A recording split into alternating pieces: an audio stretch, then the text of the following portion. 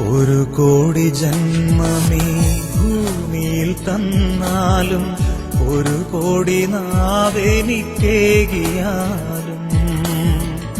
ഒരു കോടി ജന്മമീ ഭൂമിയിൽ തന്നാലും ഒരു കോടി നാവെനിക്കേകിയാലും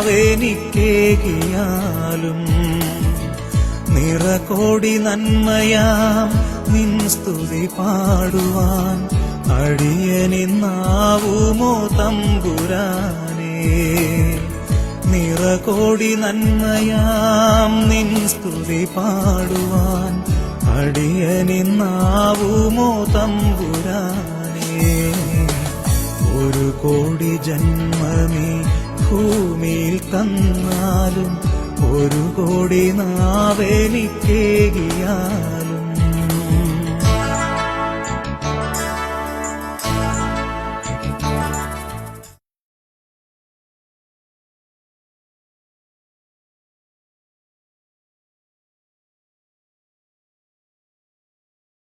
വിശുദ്ധ ലൂക്ക അറിയിച്ച നമ്മുടെ കർത്താവായ യേശു മിശിഹായുടെ പരിശുദ്ധ സുവിശേഷം അധ്യായം 1 26 മുതൽ 31 വരെ തിരുവചനങ്ങൾ. 6-ാം മാസം ഗബ്രിയേൽ ദൂതൻ ഗലീലയിലെ നസ്രത്ത് എന്ന പട്ടണത്തിൽ ജോസഫ് എന്ന യുവാവുമായി വിവാഹം നിശ്ചയിച്ചിരുന്ന കന്യകയുടെ അടുക്കിലേക്ക് ദൈവത്താൽ അയക്കപ്പെട്ടു. ആ കന്യകയുടെ പേര് മറിയം എന്നായിരുന്നു. ദൂതൻ ഭവനത്തിൽ പ്രവേശിച്ച് ഇപ്രകാരം അരുളി ചെയ്തു: ദൈവകൃപ നിറഞ്ഞവളെ സ്വസ്തി, കർത്താവ് നിന്നോടുകൂടെ. ഈ അഭിവാദ്യം കേട്ട് അവൾ വളരെ അസ്വസ്ഥയായി. എന്താണ് ഈ അഭിവാദനത്തിന്റെ അർത്ഥം? അവൾ ചിന്തിച്ചു. ദൂതൻ മറുപടി പറഞ്ഞു: മറിയമേ, നീ ഭയപ്പെടേണ്ട. ദൈവസന്നിധിയിൽ നീ കൃപ കണ്ടെത്തിയിരിക്കുന്നു. നീ ഗർഭധരിച്ചൊരു പുത്രനെ പ്രസവിക്കും. അവന് യേശു എന്ന് പേരിടണം. അവൻ വലിയവനായിരിക്കും. അവന്റെ പിതാവായ ദാവീദിന്റെ സിംഹാസനത്തിൽ അവൻ എന്നേക്കും ഭരണം നടത്തും. അവന്റെ രാജ്യത്തിന് അവസാനമുണ്ടാവുകയില്ല. സമാധാനത്തിന്റെ രാജാവ് എന്നാൽ വിളിക്കപ്പെടും. മറിയം ചോദിച്ചു: ഇതെങ്ങനെ സംഭവിക്കും? ഞാൻ പുരുഷനെ അറിയുന്നില്ലല്ലോ. ദൂതൻ മറുപടി പറഞ്ഞു: പരിശുദ്ധാത്മാവ് നിന്റെ മേൽ എഴുന്നള്ളി വരും. അത്യുന്നതന്റെ ശക്തി നിന്റെ മേൽ ആവസിക്കും. ആകയാൽ നിന്നിൽ നിന്ന് ജനിക്കാനിരിക്കുന്നവൻ പരിശുദ്ധൻ, ദൈവപുത്രൻ എന്ന് വിളിക്കപ്പെടും. നിന്റെ ചാർച്ചക്കാരി എലിസബത്ത് വാർദ്ധക്യത്തിൽ ഒരു പുത്രനെ ഗർഭധരിച്ചിരിക്കുന്നു. വന്ധ്യ എന്ന് വിളിക്കപ്പെട്ടിരുന്ന അവൾക്ക് ഇത് 6-ാം മാസമാണ്. ദൈവത്തിന് ഒന്നും അസാധ്യമല്ല. അപ്പോൾ മറിയം പറഞ്ഞു: ഇതാ കർത്താവിന്റെ ദാസി, അങ്ങയുടെ വചനം പോലെ എന്നിൽ സംഭവിക്കട്ടെ. അപ്പോൾ ദൂതൻ അവളെ വിട്ടുപോയി. Price the Lord. നിങ്ങൾ ജീവിതത്തിൽ എന്നെങ്കിലും ഗബ്രിയേൽ ദൂതനെ കണ്ടിട്ടുണ്ടോ? Have you ever seen angel Gabriel in your life?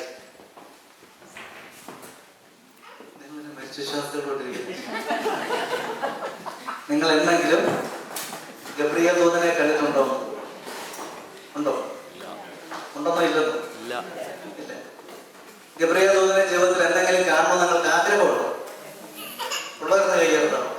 ജീവിതത്തിൽ എന്തെങ്കിലും ഗബ്രിയേൽ ദൂതനെ ഒന്ന് കാണണം. ഏത് വീശുക? കേതാക്കിയത. എന്റെ അടുത്ത ചോദ്യം ഇതാണ്: ജീവിതത്തിൽ എന്തെങ്കിലും നിങ്ങൾക്ക് ഏതെങ്കിലും തരത്തിലുള്ള അസ്വസ്ഥതകൾ ഉണ്ടായിട്ടുണ്ടോ? അതല്ലേ ഉള്ളൂ. തിരുവചനം വായിച്ചു വരുമ്പോൾ നമ്മൾ പ്രകാരം വായിക്കുന്നു: ഗബ്രിയേൽ ദൂതൻ മറിയത്തെ അഭിവാദ്യം ചെയ്തപ്പോൾ അവൾ വളരെ അസ്വസ്ഥയായി. ജീവിതത്തിൽ എപ്പോഴെങ്കിലും നമ്മൾക്ക് അസ്വസ്ഥത ഉണ്ടായിട്ടുണ്ടെങ്കിൽ ആ സമയം നമ്മെ ആര് സന്ദർശിച്ചു?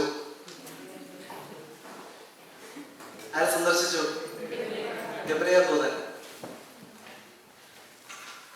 ദൈവിക ജ്ഞാനം നമ്മുടെ ഉള്ളിൽ നിറയാത്തത് കൊണ്ട് ഇത് തിരിച്ചറിയാനായിട്ട് നമുക്ക് പലപ്പോഴും സാധിച്ചില്ല. നമ്മൾ വായിക്കുന്നുണ്ട്, ഗബ്രിയേൽ ദൂതൻ മറിയത്തോട് പറഞ്ഞു, അവളെ അഭിവാദ്യം ചെയ്തു, ദൈവകൃപ നിറഞ്ഞവളെ സ്വസ്തി, കർത്താവ് നിന്നോട് കൂടെ. അവൾ വളരെ അസ്വസ്ഥയായി. Every restlessness is a call from the Lord. ഓരോ അസ്വസ്ഥതയും ഒരു വിളിയാണ്, ദൈവത്തിൽ നിന്നുള്ള വിളി. ദൈവത്തിന്റെ അടുക്കൽ നിൽക്കുന്ന സന്ദേശമാക്കാനാണ് ഗബ്രിയേൽ മറിയത്തിന്റെ അടുത്ത് വന്നത് ഒരു സന്ദേശം അറിയിക്കാൻ വേണ്ടിയിട്ട്. ഇതുപോലെ ദൈവത്തിന്റെ അടുക്കൽ നിൽക്കുന്ന ഗബ്രിയേൽ ദൂതൻ എന്റെയും നിങ്ങളുടെയും ജീവിതത്തിലേക്ക് കടന്നു വരുന്നത് ചിലപ്പോൾ രോഗത്തിലൂടെ ആയിരിക്കാം, പ്രിയപ്പെട്ടവരുടെ മരണത്തിലൂടെ ആയിരിക്കാം, ജോലിയിലെ അസ്വസ്ഥതയിലൂടെയാകാം, സാമ്പത്തിക മേഖലയിലെ തകർച്ചയിലൂടെയാകാം. അങ്ങനെ ജീവിതത്തില് ഏതെങ്കിലുമൊക്കെ തരത്തില് ഏതെങ്കിലും മേഖലകളിലൂടെ അസ്വസ്ഥത അനുഭവിച്ച ഏതെങ്കിലും നിമിഷമുണ്ടെങ്കിൽ ഓർത്തുകൊള്ളുക, ദൈവത്തിന്റെ ദൂതൻ എന്നെയും നിങ്ങളെ സന്ദർശിച്ചു. അതിന്റെ അർത്ഥമേ ഉള്ളൂ, ദൈവത്തിന് നിങ്ങളോട് എന്തോ സംസാരിക്കാനുണ്ട്. അതുകൊണ്ടാണ് മറിയം ഈ അഭിവാദ്യം കേട്ടപ്പോൾ അസ്വസ്ഥയായി. എന്നാൽ ഈ അസ്വസ്ഥതയിൽ തുടരാതെ മറിയം എന്ത് ചെയ്തു? ഉയർന്ന് ചിന്തിച്ചു, എന്താണ് ഇതിന്റെ അർത്ഥം? എന്തുകൊണ്ടാണ് എന്റെ ജീവിതത്തിൽ ഇപ്പോൾ ഇങ്ങനെ ഒരു കാര്യം? മറിയം ചോദിച്ചു, എന്താണ് ഇതിന്റെ അർത്ഥം? അവൾ ചിന്തിച്ചു. നമ്മുടെയൊക്കെ ജീവിതത്തില് എന്തുകൊണ്ടാണ് അസ്വസ്ഥത നമ്മളെ വിട്ടുപോകാത്തത് എന്ന് ചോദിച്ചാൽ അതിനൊരു മറുപടിയേ ഉള്ളൂ. നമ്മൾ ജീവിതത്തിൽ അസ്വസ്ഥത ഉണ്ടാകുമ്പോൾ ആ അസ്വസ്ഥതയിൽ അങ്ങ് ജീവിക്കുകയാണ്. എന്താണ് ഇതിന്റെ അർത്ഥമെന്നോ, എന്തിനാണ് ദൈവം എന്റെ ജീവിതത്തിൽ ഇടപെടുന്നതെന്നോ, ഇപ്പോൾ ഞാൻ അനുഭവിക്കുന്ന അസ്വസ്ഥതയുടെ അർത്ഥം എന്താണെന്നോ ചിന്തിക്കാൻ ഒരു പടി കൂടി ദൈവ സാന്നിധ്യത്തിലേക്ക് ഞാൻ നിങ്ങൾ ഉയരുന്നില്ല. മറിയം ചോദിച്ചപ്പോൾ ദൂതൻ പറഞ്ഞു, നീ ഭയപ്പെടണ്ട, ദൈവസന്നിധിയിൽ നീ കൃപ കണ്ടെത്തിയിരിക്കുന്നു. എന്റെയും നിങ്ങളുടെയും ജീവിതത്തില് ഒരു പടി കൂടി ദൈവസന്നിധിയിലേക്ക് ഉയരുവാൻ, ഒരു പടി കൂടി ദൈവത്തിന്റെ കൃപയിൽ വളരാൻ ദൈവമായ കർത്താവ് നമ്മുടെ ജീവിതത്തിൽ ഇടപെടുന്ന സമയമാണ് അസ്വസ്ഥതയുടെ സമയം. That's why I told you, every restlessness is a call from the Lord. വിശുദ്ധ അഗസ്തീനോസ് പറയും, Lord, you have created me for yourself. Unless and until I rest in you, my heart will be restless. ദൈവമേ, നീ എന്നെ നിനക്ക് വേണ്ടി സൃഷ്ടിച്ചു. ദൈവമേ, നീ എന്നെ നിനക്ക് വേണ്ടി സൃഷ്ടിച്ചു. നിന്നിൽ എത്തുവോളം എന്റെ ആത്മാവ് അസ്വസ്ഥമായിരിക്കും. അപ്പൊ എന്താണ് അസ്വസ്ഥതയുടെ അർത്ഥം? ഞാൻ അത്രയും കൂടി ദൈവത്തിൽ എത്തിച്ചേരാനുണ്ട്. മത്തായി സുവിശേഷത്തിന്റെ 11-ാം അധ്യായത്തിന്റെ 27-28 തിരുവചനങ്ങളില് സുവിശേഷം നമ്മെ ഓർമ്മിപ്പിക്കുകയാണ്. യേശു പറഞ്ഞു, അധ്വാനിക്കുന്നവരും ഭാരം വഹിക്കുന്നവരും എന്റെ അടുക്കൽ വരട്ടെ. Come to me, I will give you rest. നിങ്ങൾ എന്റെ അടുക്കൽ വരിക, അപ്പോൾ ഞാൻ നിങ്ങൾക്ക് എന്ത് തരാം? സ്വസ്ഥത തരാം. അതുകൊണ്ടാണ് ആഗസ്തീനോസ് പറയുന്നത്, ഓരോ അസ്വസ്ഥതയും അത്രയും കൂടി ഞാൻ ദൈവത്തിൽ നിന്ന് അകലെയാണ്, അത്രയും കൂടി ഞാൻ ദൈവത്തിലേക്ക് അടുക്കാനുണ്ട് എന്ന് എന്നെയും നിങ്ങളെയും ഓർമ്മിപ്പിക്കുന്നത്. അങ്ങനെ നമ്മൾ കർത്താവിനോട് അടുക്കുന്നതോറും അസ്വസ്ഥതകൾ കുറഞ്ഞുകൊണ്ടേയിരിക്കും. പൂർണ്ണമായിട്ട് കർത്താവിൽ ആയിത്തീരുമ്പോൾ സകല അസ്വസ്ഥതകൾ മാറും. അതുകൊണ്ടാണ് കല്ലറയുടെ മുകളിൽ RIP എന്ന് എഴുതുന്നത്. റെസ്റ്റ്, പിന്നെ അസ്വസ്ഥതയില്ല. നമ്മൾ ആരിലായിത്തീർന്നു? കർത്താവിലായിത്തീർന്നു. അതുകൊണ്ടാണ് മരണ അറിയിപ്പൊക്കെ എഴുതുമ്പോൾ എഴുതി വെക്കുന്നത്, അവൻ കർത്താവിൽ നിദ്ര പ്രാപിച്ചു, മരിച്ചു എന്നല്ല പറയുന്നത്, അല്ലേ? അതുകൊണ്ട് യേശു പറയുന്നത്, come to me, I will give you rest. നിങ്ങൾ എന്റെ അടുക്കൽ വരിക, ഞാൻ നിങ്ങൾക്ക് വിശ്രമം തരാം. അപ്പൊ എന്റെയും നിങ്ങളുടെ ജീവിതത്തില് കഴിഞ്ഞ കാലങ്ങളിൽ അസ്വസ്ഥതയുണ്ടായ ഓരോ നിമിഷത്തും ദൈവം ഇടപെടാൻ ആഗ്രഹിച്ചു, ദൈവം നമ്മോട് സംസാരിക്കാൻ ആഗ്രഹിച്ചു. എന്നാൽ മർക്കോസ് സുവിശേഷം 12:24 പറയുന്ന പോലെ നിങ്ങൾക്ക് തെറ്റുപറ്റിയതിന് കാരണം എന്താണ്? ദൈവത്തിന്റെ നിയമമോ ദൈവത്തിന്റെ വചനമോ അവിടുത്തെ ശക്തിയോ അറിയാത്തതുകൊണ്ട്. നമ്മുടെ അവരുടെ ജീവിതത്തിലേക്ക് കടന്നു വന്ന ഗബ്രിയേൽ ദൂതനെ തിരിച്ചറിയാൻ നമുക്ക് സാധിച്ചില്ല. നമുക്കൊരു രോഗമുണ്ടായപ്പോൾ, അല്ലെങ്കിൽ നമ്മുടെ മക്കൾക്കൊരു പ്രശ്നമുണ്ടായപ്പോൾ, മക്കളുടെ ജീവിതത്തിൽ അസ്വസ്ഥത ഉണ്ടായപ്പോൾ, അല്ലെങ്കിൽ അവരുടെ പഠന മേഖലയിൽ അസ്വസ്ഥത ഉണ്ടായപ്പോൾ, അവരുടെ സ്വഭാവത്തിൽ വൈകല്യം ഉണ്ടായപ്പോൾ, അല്ലെങ്കിൽ നമ്മുടെ മാതാപിതാക്കളുടെ ജീവിതത്തില്, ജീവിത പങ്കാളിയുടെ ജീവിതത്തില്, നമ്മോട് ബന്ധപ്പെട്ടവരുടെയൊക്കെ ജീവിതത്തില് അപകടങ്ങളോ രോഗങ്ങളോ മരണമോ എന്തെങ്കിലുമൊക്കെ ഉണ്ടായപ്പോൾ, അല്ലെങ്കിൽ നമ്മൾ ചെയ്തുകൊണ്ടിരിക്കുന്ന ജോലിയിൽ അസ്വസ്ഥത ഉണ്ടാകുമ്പോൾ ഓർത്തുകൊള്ളുക, തമ്പുരാൻ എന്നോട് നിങ്ങളോട് ആഗ്രഹിക്കുന്നു. അങ്ങനെ ഉണ്ടാകുമ്പോൾ ദൈവമേ, ഇപ്പോൾ എൻ്റെ ജീവിതത്തിൽ ഇങ്ങനെ സംഭവിക്കാൻ എന്താണ് കാരണം എന്ന് പറഞ്ഞ് തമ്പുരാൻ തിരുസന്നിധിയിലേക്ക് ഞാൻ നിങ്ങളെ കടന്നു വരുമ്പോൾ നിശ്ചയമായും ദൈവത്തിന്റെ ദൂതൻ എന്നെയും നിങ്ങളെയും അറിയിക്കും. നീ ഭയപ്പെടേണ്ട, നീ ഭയപ്പെടേണ്ട, ദൈവസന്നിധിയിൽ നീ കൃപ കണ്ടെത്തിയിരിക്കുന്നു. അപ്പൊ കൃപ കണ്ടെത്താൻ വേണ്ടി ദൈവം ഒരുക്കുന്ന വഴികളാണ് ഇതെല്ലാം. ഇത് തിരിച്ചറിയാനായി എനിക്ക് നിങ്ങൾക്ക് സാധിച്ചാൽ ഗബ്രിയേൽ ദൂതനെ ജീവിതത്തിൽ നിരന്തരം കണ്ടുകൊണ്ടിരിക്കാനായിട്ട് സാധിക്കും. 1991 പതിനോത്സവ മാസികയുടെ എഡിറ്ററായിട്ട് ശുശ്രൂഷ ചെയ്തുകൊണ്ടിരിക്കുമ്പോൾ കോട്ടയം ആശ്രമത്തില് ഒരു വ്യക്തിയെ ഞാൻ പതിനോത്സവ മാസികയ്ക്ക് വേണ്ടിയിട്ട് ഇന്റർവ്യൂ ചെയ്തു. അദ്ദേഹത്തിന്റെ പേര് ടി ബാബുരാജ്. ആലുവ അടുത്ത് ഹോട്ടൽ പെരിയാർ ഇന്റർനാഷണൽ ലിമിറ്റഡ്, ആ ഹോട്ടലിന്റെ മാനേജിംഗ് പാർട്ണർ ആയിരുന്നു ടി ബാബുരാജ്. അദ്ദേഹത്തിന് പതിനോത്സവ മാസികയ്ക്ക് വേണ്ടി ഇന്റർവ്യൂ ചെയ്യാൻ കാരണം അദ്ദേഹം ബാർ ലൈസൻസ്, 1 കോടി രൂപ വിലയുള്ള ബാർ ലൈസൻസ് അത് ക്യാൻസൽ ചെയ്ത് അത് ഹോട്ടൽ മാനേജ്മെന്റ് ആക്കി മാറ്റി. അതിനുണ്ടായ സംഭവം അതാണ് ഞാൻ നിങ്ങളോട് പറയാൻ പോകുന്നത്. അദ്ദേഹത്തിന്റെ ഭാര്യയ്ക്ക് അംഗ്ലോയിഡോസിസ് എന്ന് പറഞ്ഞ രോഗമുണ്ടായി. നേഴ്സുമാർക്ക് അറിയാമായിരിക്കും രോഗം എന്താണ്. അംഗ്ലോയിഡോസിസ് എന്ന് പറഞ്ഞാൽ അസ്ഥിക്കുള്ളിലെ മജ്ജയില് കൊഴുപ്പ് അടിഞ്ഞുകൂടുന്ന രോഗം. ഈ രോഗം വന്നു. ഈ രോഗം എന്താണെന്ന് ഡയഗ്നോസ് ചെയ്യാനായിട്ട് വളരെ കാലമെടുത്തു. കേരളത്തിന് പുറത്തും ഭാരതത്തിലെ പ്രശസ്തമായ എല്ലാ ഹോസ്പിറ്റലുകളിലും പോയി പ്രശസ്തരായ ധാരാളം ഡോക്ടർമാരെ കണ്ടു. അവർക്കാർക്കും ഇത് തിരിച്ചറിയാനായിട്ട് സാധിച്ചില്ല. അങ്ങനെ വളരെ അസ്വസ്ഥമായ മനസ്സോടുകൂടി അവര് വീട്ടിലേക്ക് തിരിച്ചു പോന്നു. രോഗാവസ്ഥയിലായതുകൊണ്ട് ഭാര്യയെ വീട്ടിൽ സൂക്ഷിക്കാൻ സാധിക്കാത്തതുകൊണ്ട് ലിസി ഹോസ്പിറ്റലിൽ പ്രത്യേകിച്ച് ചികിത്സയൊന്നുമില്ല, അവിടെ അങ്ങനെ കഴിയുകയാണ്. അവരുടെ പ്രാർത്ഥന കൊണ്ടോ അനേകരുടെ പ്രാർത്ഥന കൊണ്ടോ ആകാം അവിടെ വന്നൊരു ഡോക്ടറാണ് പിന്നീട് ഈ രോഗം എന്നാണ് തിരിച്ചറിഞ്ഞത്. തിരിച്ചറിഞ്ഞു കഴിഞ്ഞപ്പോൾ വൈദ്യശാസ്ത്രത്തിൽ ചികിത്സയില്ലാത്ത ഒരു രോഗമായിരുന്നു. ഇപ്പോൾ ചികിത്സ ഉണ്ടോ എന്ന് എനിക്കറിയാൻ പാടില്ല. അന്നത്തെ അവസ്ഥയതായിരുന്നു. വൈദ്യശാസ്ത്രത്തിൽ ചികിത്സയില്ലാത്ത ഈ രോഗം വന്നു കഴിഞ്ഞപ്പോൾ ഏത് വഴിക്ക് നീങ്ങണം, ആരോട് സംസാരിക്കണം, എങ്ങോട്ട് പോകണം എന്നറിയാൻ പാടില്ലാതെ ആ മനുഷ്യൻ അസ്വസ്ഥനായി. മാനസികോപാധിയിൽ അസ്വസ്ഥപ്പെട്ട് കഴിയുന്ന ആ വ്യക്തിയോട് ആരോ പറഞ്ഞു, പോയി ഒരു ധ്യാനം കൂട്, ഡിവൈൻ ധ്യാന കേന്ദ്രത്തിൽ പോയി ഒരു ധ്യാനം കൂട്. അവിടെ ചെന്നാല് ഒരുപക്ഷെ ഭാര്യയ്ക്ക് സൗഖ്യം കിട്ടും. അദ്ദേഹം അങ്ങനെ തീരുമാനിച്ചു. ധ്യാന കേന്ദ്രത്തിൽ വന്നു. അവിടെ ഒന്ന് ധ്യാനം കൂടി.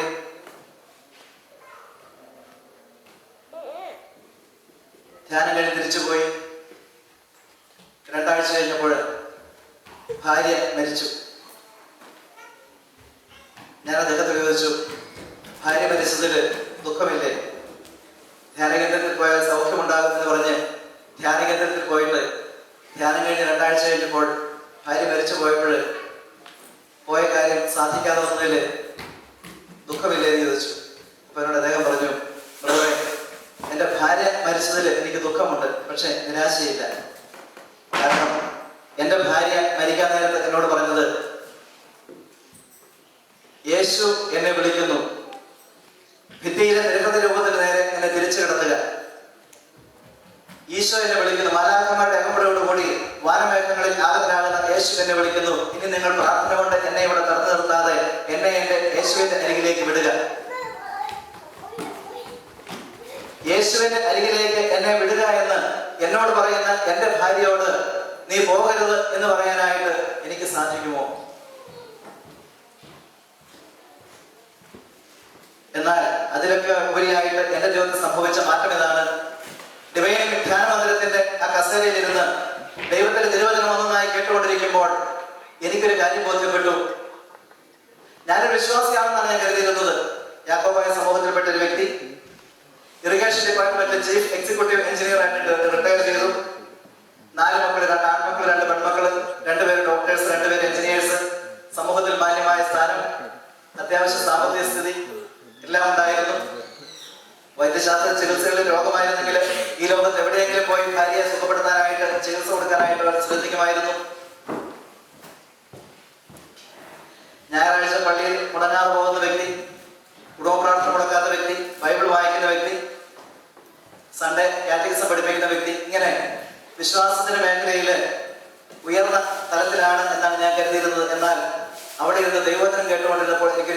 ബോധ്യപ്പെട്ടു ഞാനൊരു വിശ്വാസിയെ അല്ല.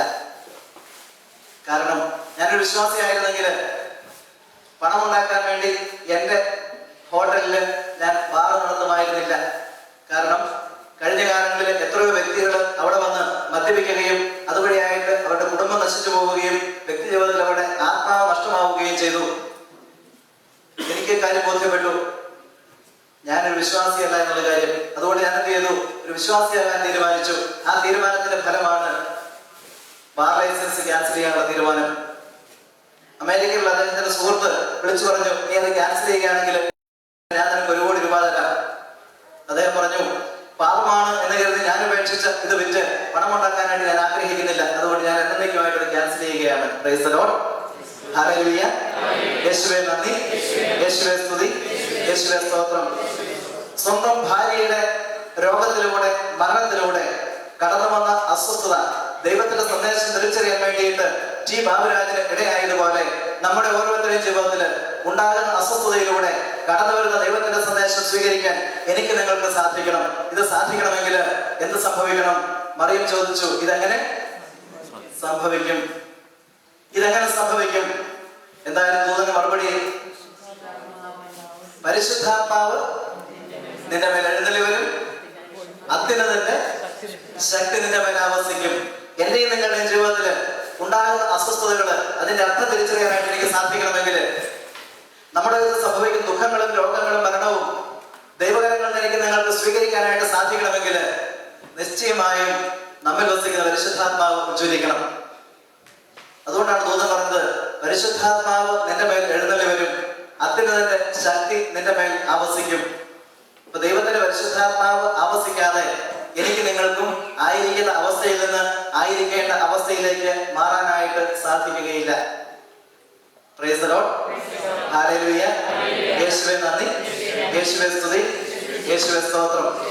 റോമാലേഖനത്തിന്റെ 7-ാം അധ്യായത്തില് 14 മുതൽ തിരുവചനങ്ങള്. റോമാലേഖനം 7-ാം അധ്യായം 14 മുതൽ തിരുവചനങ്ങള്. അവിടെ തിരുവചനം പറയുകയാണ്, ഞാൻ ചെയ്യുന്ന പ്രവൃത്തികൾ തന്നെ എനിക്ക് മനസ്സിലാകുന്നില്ല. ഞാൻ ചെയ്യുന്ന പ്രവൃത്തികൾ തന്നെ എനിക്ക് മനസ്സിലാകുന്നില്ല. നിങ്ങൾക്ക് മനസ്സിലാകുന്നുണ്ടോ എന്ന് എനിക്കറിയാൻ പാടില്ല.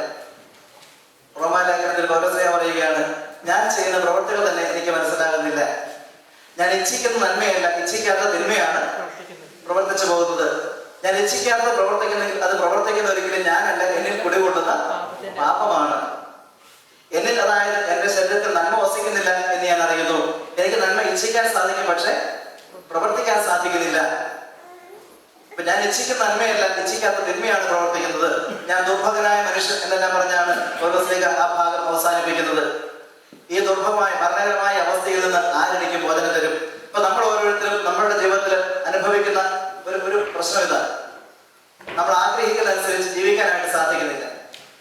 ഈ നൈറ്റ് വിജിലൊക്കെ വരുമ്പോൾ നമ്മുടെ ഉള്ളിൽ ഒത്തിരി ആഗ്രഹമുണ്ട്, പ്രാർത്ഥനയിൽ വളരണം, അല്ലേ?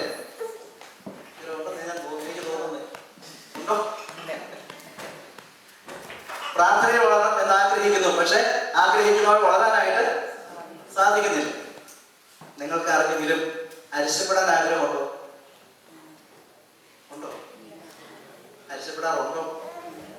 അതിന്റെ പോലെ ഞാൻ ആഗ്രഹിക്കുന്ന നന്മ എനിക്ക് ചെയ്യാനായിട്ട് സാധിക്കുന്നില്ല, ഞാൻ ചെയ്യുന്ന പ്രവൃത്തി പോലും എനിക്ക് തിരിച്ചറിയാനായിട്ട് സാധിക്കുന്നില്ല.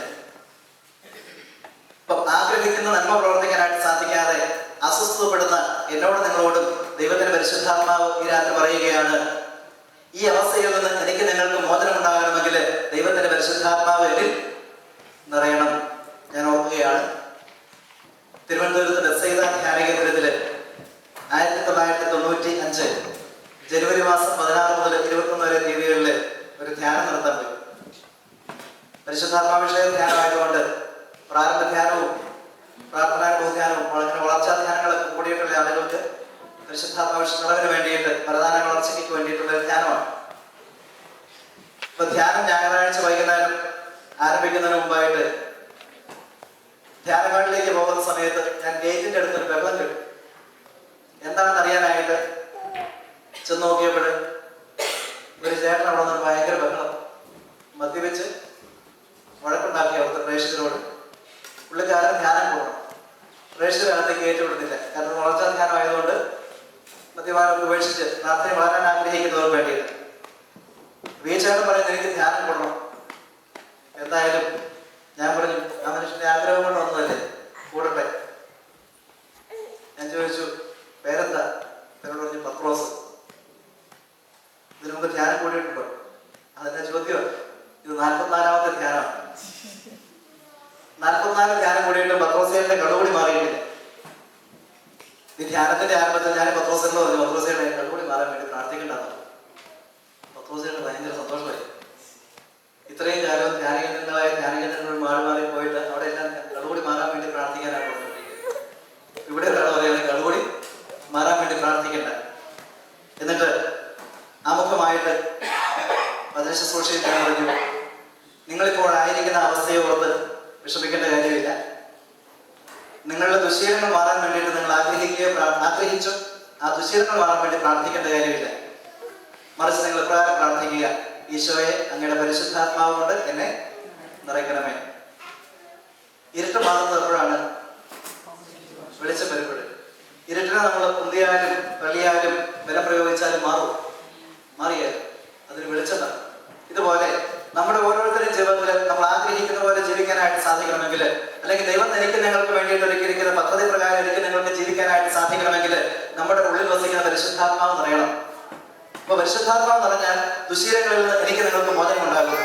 ഞാൻ ആമുഖമായിട്ട് കാര്യങ്ങൾ പറഞ്ഞു.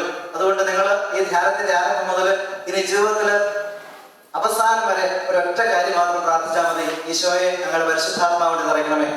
പത്രോസിയേട്ടൻ നമ്മളെ പോലെ വലിയ ബുദ്ധിയുള്ള ആൾക്കാരൊന്നും ആയിരുന്നില്ല. 4-ാം ക്ലാസ് വരെ പഠിച്ചിട്ടുള്ളൂ. ഞാൻ പറഞ്ഞു കൊടുത്ത പോലെ ഒരു കൊച്ചുകുട്ടിയെ പോലെ പത്രോസിയേട്ടൻ പ്രാർത്ഥിച്ചു, ഈശോയെ ഞങ്ങളുടെ പരിശുദ്ധാത്മാവിനെ നിറയ്ക്കണേ. വചന ശുശ്രൂഷ നടക്കുമ്പോഴും പത്രോസിയേട്ടൻ ഇങ്ങനെ പ്രാർത്ഥിച്ചുകൊണ്ടിരിക്കുന്നത് എനിക്ക് കാണാം. ബ്രേക്കിൽ പോകുമ്പോഴും പത്രോസിയേട്ടൻ ഇങ്ങനെ പ്രാർത്ഥിച്ചു നടക്കും, ഈശോയെ ഞങ്ങളുടെ പരിശുദ്ധാത്മാവിനെ നിറയ്ക്കണേ, പരിശുദ്ധാത്മാവിനെ നിറയ്ക്കണേ. എന്തായാലും 1995 ജനുവരി മാസം 21-ാം തീയതി വെള്ളിയാഴ്ച രാവിലെ ധ്യാനം കഴിഞ്ഞ് പരിശുദ്ധാത്മാഭിഷേകം പ്രാപിച്ച് പത്രോസിയേട്ടൻ പോയി. പിന്നീട് ഞാൻ പത്രോസിയേട്ടനെ കാണുന്ന അതേ ധ്യാന കേന്ദ്രത്തിൽ ഏകദിന ധ്യാനത്തിന് 4 വർഷം കഴിഞ്ഞ് തരുമ്പോഴാണ്. അപ്പൊ ഈ പത്രോസിയേട്ടൻ എന്റെ അടുത്തുള്ള ചോദിച്ചു, ബ്രദറിനെ ഓർക്കുന്നുണ്ടോ എന്ന് ചോദിച്ചു. ഒത്തിരി സ്ഥലങ്ങളിൽ പോകുന്നില്ല. ഞാൻ പറഞ്ഞു എനിക്ക് പെട്ടെന്ന് ഓർമ്മ വരുന്നില്ല. പത്രോസിയേട്ടൻ പറഞ്ഞു 45-ാമത്തെ ധ്യാനം കൂടാൻ വന്ന പത്രോസായ പറഞ്ഞു എനിക്ക് ഓർമ്മയുണ്ട്. ഇപ്പൊ എങ്ങനെയാണെന്ന് ചോദിച്ചു. ബ്രദർ അതിനുശേഷം എനിക്ക് കുടിക്കാൻ പറ്റിയിട്ടില്ല. കാരണം എന്താ? പരിശുദ്ധാത്മാവ് നിറഞ്ഞു കഴിഞ്ഞാൽ പിന്നീട് ഒരിക്കലും ജഡത്തിന്റെ ആസക്തികൾക്ക് കീഴ്പ്പെട്ട് നമുക്ക് ജീവിക്കാനായിട്ട് സാധിക്കുകയില്ല. പരിശുദ്ധാത്മാവാണ് അപ്പോസ്തല പ്രവർത്തനത്തിന്റെ 1-ാം അധ്യായത്തിന്റെ 8-ാമത്തെ വചനത്തിൽ ദൈവത്തിന്റെ പരിശുദ്ധാത്മാവ് നമ്മെ ഓർമ്മിപ്പിക്കുന്നത്.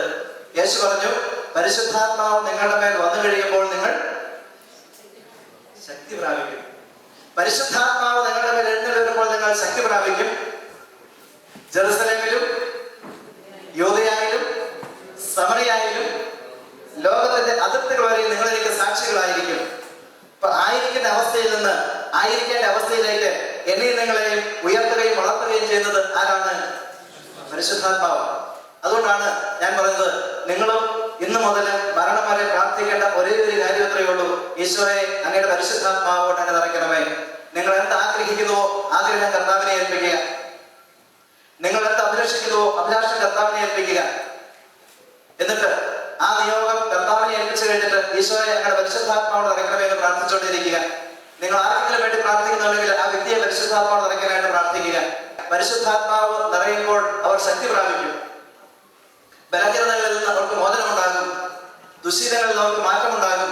പരിശുദ്ധാത്മാവിന്റെ ഫലങ്ങളിലും വരങ്ങളിലും അവർ നിറയും. അങ്ങനെ നമ്മൾ ഓരോരുത്തരും ഫലം പുറപ്പെടുവിക്കുന്ന ക്രിസ്ത്യാനികളായിട്ട് മാറും. Price the Lord. സ്വർഗ്ഗത്തിലേക്ക് ഉയർത്തി പ്രൈസ് ദി ലോർഡ്. ഹല്ലേലൂയ. യേശുവേ നന്ദി, യേശുവേ സ്തുതി, യേശുവേ സ്തോത്രം.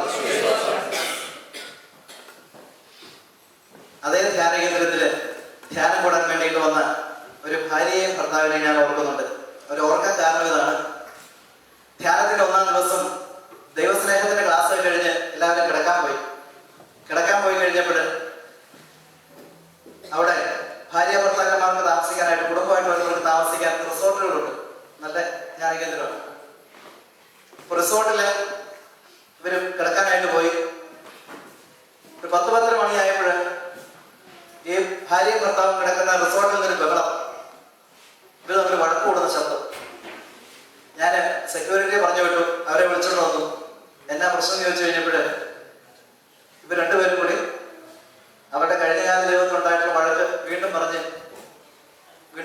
വഴക്കുണ്ടായിക്കൊണ്ടിരിക്കുകയും ഞാൻ ചോദിച്ചു പ്രശ്നം എന്താണെന്ന് ചോദിച്ചു. പ്രശ്നം ഇങ്ങനെ രണ്ടുപേരും അങ്ങോട്ടും ഇങ്ങോട്ട് പറഞ്ഞ് രാത്രി 2 മണി വരെ ആയിട്ടും എനിക്കൊരു വാക്ക് പറയാനായിട്ട് അവസരം തരുന്നില്ല. അതുകൊണ്ട് ഞാൻ പറഞ്ഞു, ഇനി നിങ്ങൾ ധ്യാനം തീരുന്നവരെ ഒരുമിച്ച് താമസിക്കേണ്ട. ഈ ഭർത്താവിനെ പുരുഷന്മാരുടെ സ്ഥലത്തേക്കും ഭാര്യയെ സ്ത്രീകളുടെ വാർഡിലേക്കും വിട്ടു. അങ്ങനെ 2 പേരും ഇനി 2ആയിട്ട് ധ്യാനം കൂടാൻ പറ്റുന്നു. എന്നിട്ട് പറഞ്ഞു, നിങ്ങൾ പരിശുദ്ധാത്മ അറിയാനായിട്ട് പ്രാർത്ഥിച്ചുകൊണ്ട് ധ്യാനത്തിന് 3-ാം ദിവസം കൗൺസിലിങ്ങിന് വന്നു കഴിഞ്ഞപ്പോൾ ഈ ഭാര്യ എന്ന് പറഞ്ഞു, എൻ്റെ ബ്രദറെ, ഈ മനുഷ്യൻ എന്നെ അരിശക്കാരനറിയോ? ഞാൻ ചോദിച്ചു, എന്നാ അരിശം? അരിശത്തെ കുറിച്ചൊന്നും പറയണ്ട. ഒരു ദിവസം വീട്ടില് ജോലി കഴിഞ്ഞ് വന്നപ്പോൾ ഈ മനുഷ്യൻ വന്നു, കസേരയിലിരുന്നു, ഒരു മാസിക എടുത്ത് വായിച്ചുകൊണ്ടിരിക്കുന്നു. ഞാനാണെങ്കിൽ രാവിലെ മുതൽ ഉള്ള കാര്യങ്ങളെല്ലാം ഈ മനുഷ്യനോട് പറയാൻ വേണ്ടിയിട്ട് കാത്തിരിക്കുക. അങ്ങനെയാണ് ഇപ്പൊ രാവിലെ പട്ടി വരച്ചതും പൂച്ച കരഞ്ഞതും പൂക്കൾ വരുന്നതും പക്ഷി പാട്ട് പാടിയതെല്ലാം പറയാൻ വേണ്ടിയിട്ട് ഇങ്ങനെ കാത്തിരിക്കുമ്പോൾ ഇയാൾ വന്നു, ചായ കുടിച്ച് മാസിക നോക്കിക്കൊണ്ടിരിക്കുന്നു. ആദ്യ സ്ത്രീ മാസികയുടെ തട്ടി, ചേട്ടാ നമുക്ക് ഇച്ചിരി വർത്താനം പറയാം. ഇച്ചിരി വർത്താനം പറഞ്ഞു. വീണ്ടും ഇയാൾ മാസിക എടുത്തു. കുറച്ചു നേരം കഴിഞ്ഞ് വീണ്ടും തട്ടി. അങ്ങനെ 2 പ്രാവശ്യം കഴിഞ്ഞപ്പോഴേക്കും ഇയാൾ പോയി കിടന്നു. ഈ സ്ത്രീ പോയി കിടന്നു. രാത്രി 2 മണിയായിട്ടും ഈ സ്ത്രീക്ക് ഉറക്കം വരുന്നില്ല. കാരണം അന്നത്തെ കാര്യങ്ങൾ മുഴുവൻ പറഞ്ഞു കേൾപ്പിച്ചിട്ടില്ല. 2 മണിയായപ്പോൾ ഉറങ്ങിക്കിടന്ന ഭർത്താവിനെ വിളിച്ചെടുത്തിട്ട് പറഞ്ഞു, ചേട്ടാ നമുക്ക് ചെറിയ വർത്താനം പറയാം. ഇയാള് പണ്ടത്തെ മിസ്റ്റർ കേരളയാണ്. അന്വേഷിച്ചു പോകണ്ട. മിസ്റ്റർ കേരള തൊഴിച്ചു കഴിഞ്ഞാൽ എങ്ങനെ ഇരിക്കും? ഒരൊറ്റ തൊഴി. കട്ടിലെ കൂടെ കിടന്ന ഭാര്യ കട്ടിലേയും തെറിച്ച് അദ്ദേഹം നിലത്ത്. ഇയാൾ സുഖമായിട്ട് കിടന്നുറങ്ങി. ഭാര്യ കുറേ നേരം കരഞ്ഞ് ഇവരും വന്ന് കിടന്നുറങ്ങി. ഇയാളുടെ അരിശത്തെ കുറിച്ച് ഒരു ഉദാഹരണം പറഞ്ഞതാണ്. ഞാൻ ഈ ഭർത്താവിനോട് പറഞ്ഞു, ഭാര്യയോട് പറഞ്ഞു, നിങ്ങളുടെ ഭർത്താവ് ഇത്രയും കോപവും അരിച്ചുമൊക്കെ ഉള്ള വ്യക്തിയാണെങ്കിൽ അത് മാറാൻ വേണ്ടി പ്രാർത്ഥിച്ചുകൊണ്ടിരിക്കാതെ ഇറ്റ്സ് എ നെഗറ്റീവ് പ്രയർ. നമ്മുടെ ദുശ്ശീലങ്ങൾ മാറാനായിട്ട് പ്രാർത്ഥിച്ചുകൊണ്ടിരിക്കുന്നത് ഒരു നെഗറ്റീവ് പ്രയറാണ്. അതിന് പോസിറ്റീവായിട്ട് പകരം പരിശുദ്ധാത്മ അറിയാനായിട്ട് പ്രാർത്ഥിക്കുക. അങ്ങനെ പരിശുദ്ധാത്മ അറിയാനായിട്ട് പ്രാർത്ഥിച്ചു. ആ ധ്യാനത്തിലൂടെ അവരുടെ കോപ സ്വഭാവം ദൈവത്തിന്റെ പരിശുദ്ധാത്മാവിന്റെ നിറവില് അപ്രത്യക്ഷമായി. ഇന്ന് ഇന്ത്യക്ക് പുറത്ത് വിദേശ രാജ്യത്ത് ഭാര്യയും ഭർത്താവും ഉന്നതമായ ജോലിയിൽ സന്തോഷമായിട്ട് കഴിയുന്നു. അങ്ങനെ അരിശപ്പെടുന്ന സ്വഭാവമുള്ളവർ ആരെങ്കിലും ഇവിടെ ഇരിക്കുന്നുണ്ടെങ്കിൽ, ഭാര്യയാകട്ടെ ഭർത്താവാകട്ടെ, ഇനി മുതൽ അരിശം മാറാൻ വേണ്ടി പ്രാർത്ഥിച്ചുകൊണ്ടിരിക്കാതെ, ഈശോയെ എന്റെ അരിശ സ്വഭാവം ഞാൻ അങ്ങേക്ക് സമർപ്പിക്കുന്നു, അങ്ങയുടെ പരിശുദ്ധാത്മാവോട് എന്നെ നിറയ്ക്കണമേ എന്ന് പ്രാർത്ഥിക്കുക. ഞാൻ ഓർക്കുന്നുണ്ട്, ഒരു മത്തായി ചേട്ടനെ എല്ലാവരും മത്തായി ചേട്ടന്റെ സ്വഭാവം കൊണ്ട് കാഞ്ഞിരം മത്തായി എന്ന് വിളിക്കുന്നത്. കാഞ്ഞിരത്തിന്റെ രുചി തന്നെ കയ്പ്. ഈ മത്തായി ചേട്ടൻ എന്ത് പറഞ്ഞാലും അതിനകത്തൊരു കയ്പ് കാണും. എന്ത് നല്ല കാര്യം മത്തായി ചേട്ടൻ പറഞ്ഞാലും മത്തായി ചേട്ടൻ അതിനകത്ത് എങ്ങനെയെങ്കിലും ഒരു കയ്പ് കണ്ടുപിടിക്കും. മത്തായി ചേട്ടനോട് ഒരിക്കല് അയൽപക്കത്തെ തോമസ് ചേട്ടൻ പറഞ്ഞു, മത്തായി ചേട്ടൻ അറിഞ്ഞോ നമ്മുടെ അയൽപക്കത്തെ വീട്ടിലെ ഡെയ്സി അവള് മടത്തിൽ പോയി. അയ്യോ, ആ സുന്ദരിയായ ഡെയ്സിയോ പോയി തൂങ്ങിച്ചാകാൻ. മത്തായി ചേട്ടൻ അതിനകത്ത് പ്രത്യേകിച്ച് ഒരു നന്മയും കാണാനായിട്ട് പറ്റുന്നില്ല. പിന്നീട് ഒരു അവസരത്തിൽ മത്തായി ചേട്ടനെ കിടന്ന് തോമസ് പറഞ്ഞു, മത്തായി ചേട്ടാ നമ്മുടെ അയൽപക്കത്തെ ബേബി അവൻ MA പാസ്സായി. ഓ, ബേബി MA പാസ്സായിട്ട് എന്നാ കാര്യം? സർട്ടിഫിക്കറ്റ് കൊണ്ടൊക്കെ തവിടുന്ന് വരുന്നില്ല. അല്ലാതെ അവൻ MA പാസ്സായിട്ട് എന്നാ കാര്യമുണ്ട്? പിന്നീട് ഒരിക്കൽ മത്തായി ചേട്ടനോട് പോയി തോമസ് ചേട്ടൻ പറഞ്ഞു, മത്തായി ചേട്ടാ നമ്മുടെ അയൽപക്കത്തെ മറിയം അവള് പ്രസവിച്ചു. മറിയം പ്രസവിച്ചു. തിന്നു തീർക്കാൻ ഈ ലോകത്തൊരു വായും കൂടെ തുറന്നു. അതല്ലാതെ മറിയം പ്രസവിച്ചിട്ട് എന്നാ നന്മയുണ്ട്? ഇതുപോലെ ഒന്നിനും നന്മ കാണാൻ സാധിക്കാത്ത ആളുകൾ, എല്ലാത്തിനും തിന്മ സ്വഭാവം.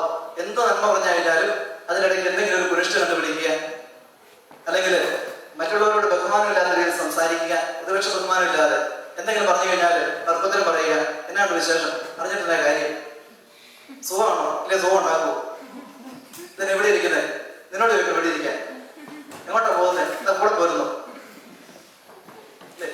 ഇങ്ങനെ പലതരത്തില് ഇങ്ങനെയൊക്കെ വർത്തമാനം പറയുന്ന ആളുകളുണ്ട്.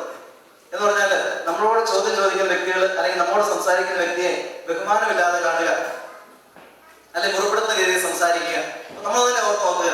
നമ്മുടെയൊക്കെ സംഭാഷണത്തില് ഇങ്ങനെയുള്ള സ്വഭാവ വൈകല്യങ്ങൾ ഉണ്ടെങ്കിൽ അവയെ ഓർത്ത് അസ്വസ്ഥപ്പെടാതെ തമ്പുരാന്റെ കരങ്ങളിലേക്ക് കൊടുത്തിട്ട് ഈശോയെ ഞങ്ങളുടെ പരിശുദ്ധാത്മാവോടെ നിറയ്ക്കണമേ എന്ന് പ്രാർത്ഥിക്കുക.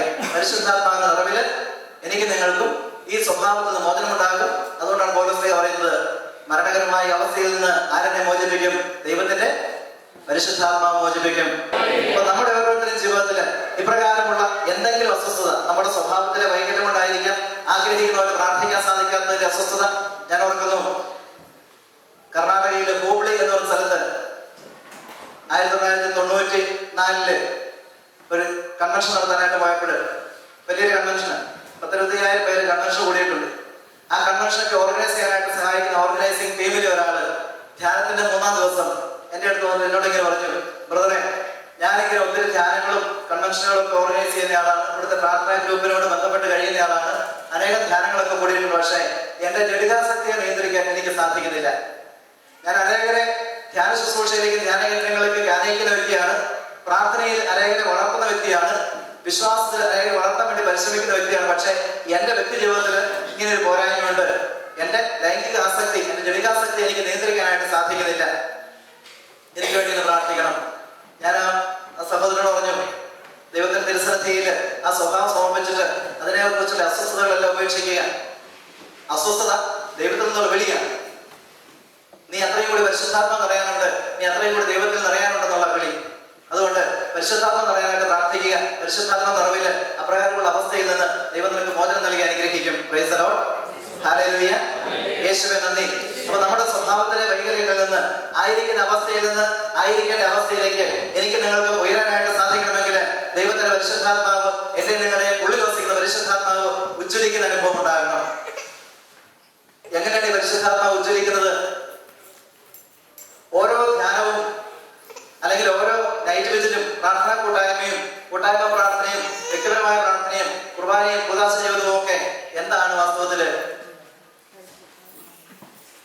പരിശുദ്ധാത്മാ അറിയാൻ വേണ്ടിയിട്ടുള്ള അവസരമാണ്.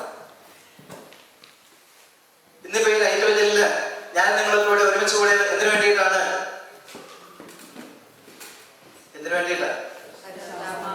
ഇപ്പൊ അങ്ങനെ തോന്നുന്നുണ്ട്. വന്നപ്പോൾ നമ്മൾ പല നിയോഗങ്ങളും ഒക്കെ ആയിട്ടാണ് വന്നത്, ഇല്ലേ? പക്ഷെ ദൈവത്തിന് പരിശുദ്ധാത്മാവ് ആഗ്രഹിക്കുന്ന ഒരേ കാര്യത്തിലേ ഉള്ളൂ, പരിശുദ്ധാത്മാവിനെ കൊണ്ട് നിറയുക. പരിശുദ്ധാത്മാവിനെ കൊണ്ട് നിറഞ്ഞാല് നിങ്ങളുടെ സകല ആഗ്രഹങ്ങളും ദൈവം പൂർത്തീകരിച്ചു തരും. നിങ്ങൾ ഒരിക്കലും സകല പദ്ധതികളും ദൈവം പൂർത്തീകരിച്ചു തരും. പരിശുദ്ധാത്മാവ് നിറഞ്ഞു കഴിയുമ്പോൾ നമ്മുടെ ഓരോരുത്തരുടെയും പദ്ധതികൾ ദൈവത്തിന്റെ പദ്ധതികളോട് ചേർത്ത് വയ്ക്കാനായിട്ടുള്ള ദൈവിക ജ്ഞാനം എനിക്ക് നിങ്ങൾക്ക് ലഭിക്കും. അതുകൊണ്ടാണ് യോഹന്നാന്റെ സുവിശേഷത്തിന്റെ 14-ാം അധ്യായത്തിന്റെ 16-ാം തിരുവചനത്തില് നമ്മെ യോഹന്നാൻ ശ്ലീഹ ഉപദേശിക്കുന്നത്, ഞാൻ എന്റെ പിതാവിനോട് അപേക്ഷിക്കുകയും ഞാൻ അയക്കുന്ന പരിശുദ്ധാത്മാവ് നിങ്ങളുടെ മേൽ എണ്ണൽ വരികയും ചെയ്യും. അപ്പൊ ഞാൻ എന്റെ പിതാവിനോട് അപേക്ഷിക്കുകയും ആ സത്യാത്മാവിനെ അവൻ നിങ്ങളുടെ മേൽ അയക്കുകയും ചെയ്യും. യോഹന്നാന്റെ സുവിശേഷം 14-ാം അധ്യായത്തിന്റെ 26-ാം തിരുവചനത്തിൽ യോഹന്നാൻ ശ്ലീഹ പറയുന്നുണ്ട്, എന്റെ പിതാവ് അയക്കുന്ന പരിശുദ്ധാത്മാവ് നിങ്ങളുടെ മേൽ വന്നു കഴിയുമ്പോൾ ഞാൻ നിങ്ങളെ പഠിപ്പിച്ച എല്ലാ കാര്യങ്ങളും അവൻ നിങ്ങളെ ഓർമ്മിപ്പിക്കും. നീ അറിയണം നീ ആരാണെന്ന്. Who are you? നീ ആരാണ്? ആരാണ്? നമ്മൾ ഓരോരുത്തരും ആരാണ്?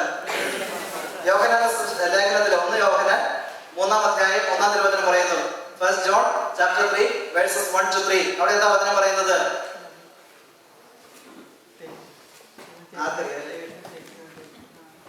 1 യോഹന്നാൻ 3-ാം അധ്യായത്തിന്റെ 1 തിരുവചനങ്ങൾ എന്ന് പറയുന്നു, കണ്ടാലും behold how great is the love that I have shown to you. എത്ര വലിയ സ്നേഹമാണ് ഞാൻ നിങ്ങളോട് കാണിച്ചിരിക്കുന്നത്. എത്ര വലിയ സ്നേഹമാണ്. നമ്മളെ ദൈവമക്കൾ എന്ന് വിളിച്ചിരിക്കുന്നു, നാം അങ്ങനെയാണ് താനും. ഇപ്പൊ ഞാനും നിങ്ങൾ ആരാണ്? ദൈവത്തിന്റെ മകനും മകളുമാണ്. ഈ രാത്രി നമ്മുടെ തിരുസനത്തിൽ ഇരുന്ന് പ്രാർത്ഥിക്കുന്ന എന്നോട് നിങ്ങളോട് ദൈവം ചോദിക്കുകയാണ്, Who are you? എന്താ നമ്മുടെ ഉത്തരം? ഞാൻ ദൈവത്തിന്റെ മകനാണ്, അല്ലെങ്കിൽ ഞാൻ ദൈവത്തിന്റെ മകളാണ്. യോഹന്നാൻ സുവിശേഷം 8-ാം അധ്യായത്തിന്റെ 39 മുതൽ തിരുവചനങ്ങളിൽ, യോഹന്നാൻ സുവിശേഷം 8-ാം അധ്യായം 39 തിരുവചനങ്ങളിൽ നമ്മൾ പ്രകാരം വായിക്കുന്നു, അവൻ അവനോട് പറഞ്ഞു, അബ്രാഹമാണ് ഞങ്ങളുടെ പിതാവ്. അവർ പറഞ്ഞാൽ ഫരിസയര്. യേശു ഫരിസയരുമായിട്ട് സംഭാഷണം നടത്തിക്കൊണ്ടിരിക്കുകയാണ്. അങ്ങനെ ഫരിസയരുമായിട്ട് സംസാരിച്ചുകൊണ്ടിരിക്കുമ്പോൾ യേശു പറഞ്ഞു, ഇങ്ങനെ ദൈവത്തിന്റെ മഹത്വത്തെ കുറിച്ച് പറഞ്ഞുകൊണ്ടിരിക്കുകയാണ്. അപ്പോൾ അവർ പറഞ്ഞു, ഞങ്ങൾ അബ്രാഹത്തിന്റെ സന്തതികളാണ്. അങ്ങനെയാണ് പറഞ്ഞത്. അവർ അവനോട് പറഞ്ഞു, ഞങ്ങൾ അബ്രാഹത്തിന്റെ സന്തതികളാണ്. അപ്പോൾ യേശു പറഞ്ഞു, നിങ്ങൾ അബ്രാഹത്തിന്റെ സന്തതികളായിരുന്നെങ്കിൽ നിങ്ങൾ എന്നിൽ വിശ്വസിക്കുമായിരുന്നു, ഞാൻ ദൈവത്തിൽ നിന്ന് വന്നു നിങ്ങൾ വിശ്വസിക്കുമായിരുന്നു. അപ്പോൾ അവർക്ക് അരിശം വന്നു. കാരണം എന്താ? അപ്പൊ നീ എന്താ പറഞ്ഞത്? ഞങ്ങൾ അബ്രാഹത്തിന്റെ സന്തതികളല്ലേ? ആ അരിശത്തോടുകൂടിയാണ് അടുത്ത വചനത്തിൽ അവർ പറയുന്നത്, ഞങ്ങൾ ജാലസന്തതികളല്ല, ഞങ്ങൾ ഒരേ ഒരു പിതാവേ ഉള്ളൂ, ഞങ്ങളുടെ പിതാവ് ദൈവമാണ്, ഞങ്ങളുടെ പിതാവ് ദൈവമാണെന്ന് പറഞ്ഞപ്പോൾ യേശുവരോട് പറഞ്ഞു, നിങ്ങളുടെ പിതാവ് ദൈവമായിരുന്നെങ്കിൽ നിങ്ങൾ എന്നെ കൊല്ലാൻ ആലോചിക്കുമായിരുന്നില്ല, ദൈവത്തിൽ നിന്ന് വന്ന് എന്നെ നിങ്ങൾ വിശ്വസിക്കുമായിരുന്നു. നിങ്ങളാകട്ടെ നിങ്ങളുടെ പിതാവിന്റെ ഇഷ്ടം അനുസരിച്ച് പ്രവർത്തിക്കുന്നു. ഇനി ഞാൻ ചോദിക്കുന്ന ചോദ്യങ്ങൾക്ക് നിങ്ങൾ സ്വരമുയർത്തി മറുപടി പറയും. ഇത്രയും നേരം പറഞ്ഞ പോലെ സ്വരമുയർത്തി. നുണ പറയുന്നവരെ അപ്പനാര? വഴക്കുണ്ടാക്കുന്നവരെ അപ്പനാര? പരദോഷം പറയുന്നവരെ അപ്പനാര? ദൈവങ്ങളെ അനുസരിക്കാത്തവരുടെ അപ്പനാര? അഹങ്കാരികളുടെ അപ്പനാര? അസൂയുള്ളവരുടെ അപ്പനാര? ഇങ്ങനെയൊക്കെ പറഞ്ഞു വരുമ്പോഴേക്കും നമ്മുടെ അപ്പനാരായിട്ട് വരും. അതുകൊണ്ടാണ് ഞാൻ അല്പം മുമ്പ് ഉറപ്പ് ചോദിച്ചത്. അല്പം പറഞ്ഞു കഴിയുമ്പോൾ അപ്പം മാറിപ്പോകുന്നു. അപ്പം മാറിപ്പോയിട്ടൊന്നും അല്ല കേട്ടോ. അപ്പം മാറിപ്പോയി ഞാൻ പറയാം, അങ്ങനെ ചിന്തിക്കാൻ വേണ്ട. പക്ഷെ നമ്മുടെ അപ്പൻ ആരാണെന്ന് നമുക്ക് ബോധ്യമില്ല, അറിവില്ലെന്ന് ഞാൻ പറയാം. കോൺഷ്യസ്നസ്, കൺവിക്ഷൻ, കമ്മ്യൂണിക്കേഷൻ, ബോധം, ബോധ്യം, ബോധനം. എനിക്ക് നിങ്ങൾക്ക് ബോധമുണ്ട് ഇല്ലേ? ഇല്ലേ? ബോധമുണ്ട്. ഈ ബോധം ബോധ്യമായിട്ട് മാറണം. ഞാൻ സ്വർഗസ്ഥനായ പിതാവിന്റെ മകനാണ്, അല്ലെങ്കിൽ ഞാൻ സ്വർഗസ്ഥനായ മകളാണ് എന്ന് നിങ്ങളോട് പറയാൻ വേണ്ടിയിട്ട്, നിങ്ങളെ അറിയിക്കാൻ വേണ്ടിയിട്ട് ഞാൻ ഏതാണ്ട് 200 മൈൽ യാത്ര ചെയ്ത് 3-4 മണിക്കൂർ ഡ്രൈവ് ചെയ്തോട് പറഞ്ഞ യാതൊരു കാര്യമില്ല. നിങ്ങൾക്കറിയാവുന്ന കാര്യം ഇല്ലേ? അതുകൊണ്ടാണ് നമ്മൾ കൈവക്കിയത്. എന്നാൽ ഈ അറിവ് അനുഭവമായിട്ട് മാറണം. എങ്കിലും എനിക്ക് നിങ്ങൾക്ക് ജീവിക്കാനായിട്ട് സാധിക്കുകയുള്ളൂ. ബിലീവ് അവർ കൺവിക്ഷൻസ്. ഒരു കാര്യം ബോധ്യപ്പെട്ട് കഴിഞ്ഞാൽ ആരും നമ്മളെ പിന്നീട് പറയേണ്ട കാര്യമില്ല, നമ്മളത് ജീവിക്കും ഇല്ലേ? ഒരു കാര്യം ബോധ്യപ്പെട്ട് കഴിഞ്ഞാൽ നമ്മളത് ജീവിക്കും. ബിലീവ് അവർ കൺവിക്ഷൻസ്. ബോധ്യമാകുന്നവരെ അത് അറിവിന്റെ തലത്തിലാണ് നിൽക്കുന്നതെങ്കിൽ അത് അനുഭവിക്കാനായിട്ടോ അല്ലെങ്കിൽ ജീവിക്കാനായിട്ടോ നമുക്ക് സാധിക്കുകയില്ല. അതുകൊണ്ടാണ് ദൈവ സ്നേഹമാണെന്ന് പല ധ്യാനങ്ങളിൽ കൂടിയിട്ടും പല ആവർത്തി നമ്മൾ കേട്ടിട്ടും നമ്മുടെ വ്യക്തി ജീവിതത്തിൽ ഇത് വ്യക്തിപരമായ അനുഭവമായിട്ട് മാറാത്തത്. ബോധ്യമായിട്ടില്ല. Conscious, that is at the conscious level. നമ്മുടെ ഓരോരുത്തരെയും ബോധതലത്തിൽ മാത്രമേ ഇതായിട്ടുള്ളൂ. ഈ ബോധതലത്തിൽ നിന്ന് അത് ബോധ്യത്തിന്റെ തലത്തിലേക്ക് ഉയരണം. കോൺഷ്യസ് ലെവലിൽ നിന്ന് കൺവിക്ഷൻ തലത്തിലേക്ക് ഉയരണം. അപ്പോൾ മാത്രമേ അത് ജീവിക്കാനായിട്ട് സാധിക്കുകയുള്ളൂ, കമ്മ്യൂണിക്കേഷൻ ഉണ്ടാവുകയുള്ളൂ. ഇവാഞ്ചലൈസേഷൻ എന്ന് പറയുന്നത് അതാണ്. സുവിശേഷവൽക്കരണം എന്ന് പറയുന്നത് എന്റെ ഹൃദയത്തിൽ നിറയുന്ന ദൈവിക സാന്നിധ്യ ബോധ്യം എന്റെ സഹോദരങ്ങളിലേക്ക് ഒഴുകിപ്പോകുന്നതാണ്. Poetry is the spontaneous overflow of the powerful emotions എന്ന് പറഞ്ഞ പോലെ എന്റെ ഹൃദയത്തിൽ നിറയുന്ന വികാരങ്ങളുടെ പുറത്തേക്കുള്ള ഒഴുക്കലാണ് കവിത എന്ന് പറയുന്നത് പോലെ എന്റെ ഹൃദയത്തിൽ നിറയുന്ന ദൈവസ്നേഹത്തിന്റെ ഒഴുക്ക്, സഹോദരങ്ങളിലേക്കുള്ള ഒഴുക്കാണ് ഇവാഞ്ചലൈസേഷൻ. ദൈവസ്നേഹം എന്റെ ഉള്ളിൽ നിറഞ്ഞു കഴിയുമ്പോൾ നിശ്ചയമായും എനിക്ക് എന്റെ സഹോദരങ്ങളെ സ്നേഹിക്കാതിരിക്കാൻ സാധിക്കുകയില്ല. That is abba consciousness of Jesus Christ. Teilhard de Chardin എന്ന് പറയുന്ന ദൈവശാസ്ത്രജ്ഞൻ, കാൾറാണർ എന്ന് പറയുന്ന ദൈവശാസ്ത്രജ്ഞൻ നമ്മൾ പറയുന്ന കാര്യം അതാണ്. കാൾറാണർ വലിയ ദൈവശാസ്ത്രജ്ഞനാണ്. അദ്ദേഹം പറയുകയാണ്, യേശുവിന്റെ അബാ കോൺഷ്യസ്നസ് ഇതാണ് യേശുവിനെ ജീവിതത്തിലുടനീളം സഹോദരങ്ങളെ സ്നേഹിക്കാനായിട്ട് ശക്തിപ്പെടുത്തിയത്. അബാ റോമാലേഖനത്തിന്റെ 8-ാം അധ്യായത്തിന്റെ 14-ാമത്തെ തിരുവചനങ്ങൾ നമ്മൾ വായിക്കുന്നുണ്ട്. ദൈവാത്മാവിൽ നയിക്കപ്പെടുന്നവരെല്ലാം ദൈവത്തിന്റെ മക്കളാണ്. വീണ്ടും നമ്മളെ ഭയത്തിലേക്ക് നയിക്കുന്ന അടിമത്തത്തിന്റെ ആത്മാവിനെയല്ല, മറിച്ച് പുത്രസ്വീകാര്യമായ സ്വാതന്ത്ര്യത്തിന്റെ ആത്മാവിനെയാണ് നാം സ്വീകരിച്ചിരിക്കുന്നത്. ഈ ആത്മാവ് മൂലമാണ് അപ്പാ പിതാവേ എന്ന് വിളിക്കാൻ എനിക്ക് നിങ്ങൾക്ക് സാധിക്കുന്നത്. അപ്പൊ അപ്പ എന്ന് ദൈവത്തെ വിളിക്കാൻ എനിക്ക് നിങ്ങൾക്ക് ശക്തി തരുന്നത്, പ്രേരണ തരുന്നത് ദൈവത്തിന്റെ പരിശുദ്ധാത്മാവ്. അപ്പ ഫാദർ എന്ന് എനിക്ക് നിങ്ങൾക്ക് ദൈവത്തെ വിളിക്കാനായിട്ട് സംബോധന ചെയ്യാനായിട്ട് സാധിക്കുന്നത് ദൈവത്തിന്റെ പരിശുദ്ധാത്മാവ് നിറവിലാണ്. ഈ പരിശുദ്ധാത്മാവ് എന്നിൽ നിങ്ങളിൽ വസിക്കുന്ന ഈ പരിശുദ്ധാത്മാവ് ദൈവത്തെ പിതാവ് എന്ന് വിളിച്ച് വിളിക്കാനായിട്ട് എന്നെ നിങ്ങളെ സഹായിക്കണമെങ്കിൽ ഇതിൽ എനിക്ക് നിങ്ങൾക്ക് ബോധ്യമുണ്ടാകണം. Consciousness should become conviction. എങ്കിൽ മാത്രമേ നമുക്ക് ട്രാൻസ്ഫോർമേഷൻ ഉണ്ടാവുകയുള്ളൂ. ട്രാൻസ്ഫോർമേഷൻ ഉണ്ടാകണമെങ്കിൽ ഇൻഫർമേഷൻ ആയിരുന്നാൽ പോരാ. Information will never bring transformation. It is information that brings transformation. ഇപ്പൊ ട്രാൻസ്ഫോർമേഷൻ ഉണ്ടാകണമെങ്കിൽ എനിക്ക് വേണ്ടത് ബോധ്യമാണ്. ബോധതലത്തിൽ എത്ര ധ്യാനം കൂടിയാലും, എത്ര കൺവെൻഷൻ പങ്കുചേർന്നാലും എന്റെ ജീവിതത്തിൽ വിശ്വാസം അനുഭവമായിട്ട് ബോധ്യമായിട്ട് മാറുന്നില്ലെങ്കിൽ എനിക്ക് നിങ്ങൾക്ക് വിശ്വാസം ജീവിക്കാനായിട്ട് സാധിക്കുകയില്ല. അതുകൊണ്ടാണ് ഞാൻ ആരംഭത്തിൽ നമ്മൾ ചോദിച്ചപ്പോൾ നിങ്ങൾ പറഞ്ഞത് അസ്വസ്ഥതകളുണ്ടോ എന്ന് ചോദിച്ചപ്പോൾ അസ്വസ്ഥതയുണ്ടോ എന്ന് പറയാൻ കാരണം, വിശ്വസിക്കുന്ന വ്യക്തിക്ക് അസ്വസ്ഥതയില്ല. കാരണം എന്താണ്? വിശ്വസിക്കുന്ന വ്യക്തി ആരിലാണ്? പരിശുദ്ധാത്മാവ് നിറവില്ല. പരിശുദ്ധാത്മാവിൽ വസിക്കുന്ന ഏതെങ്കിലും വ്യക്തിക്ക് അസ്വസ്ഥതയിൽ കഴിയാൻ സാധിക്കൂ? യോഹന്നാന്റെ സുവിശേഷം 14-ാം അധ്യായം 1 മുതൽ 10 വചനങ്ങൾ യേശു പറഞ്ഞു, നിങ്ങളുടെ ഹൃദയം അസ്വസ്ഥമാകേണ്ട, ദൈവത്തിൽ വിശ്വസിക്കുവിൻ, എന്നിൽ വിശ്വസിക്കുവിൻ. അതുകൊണ്ടാണ് ഞാൻ പറഞ്ഞത് ദൈവത്തിൽ വിശ്വസിക്കുന്ന വ്യക്തിക്ക് അസ്വസ്ഥതയില്ല. അപ്പൊ എന്റെ ഉള്ളിൽ അസ്വസ്ഥത ഉണ്ടെങ്കിൽ എന്താ അതിന്റെ അർത്ഥം? വിശ്വസിക്കുന്നില്ല എന്ന് ഞാൻ പറയുകയില്ല. വിശ്വാസം ബോധ്യമായിട്ട് അനുഭവമായിട്ട് മാറിയിട്ടില്ല. അനുഭവ തലത്തിലേക്ക് വിശ്വാസം ഉയരുമ്പോൾ നമ്മുടെ എല്ലാ അസ്വസ്ഥതകളും അവസാനിക്കും.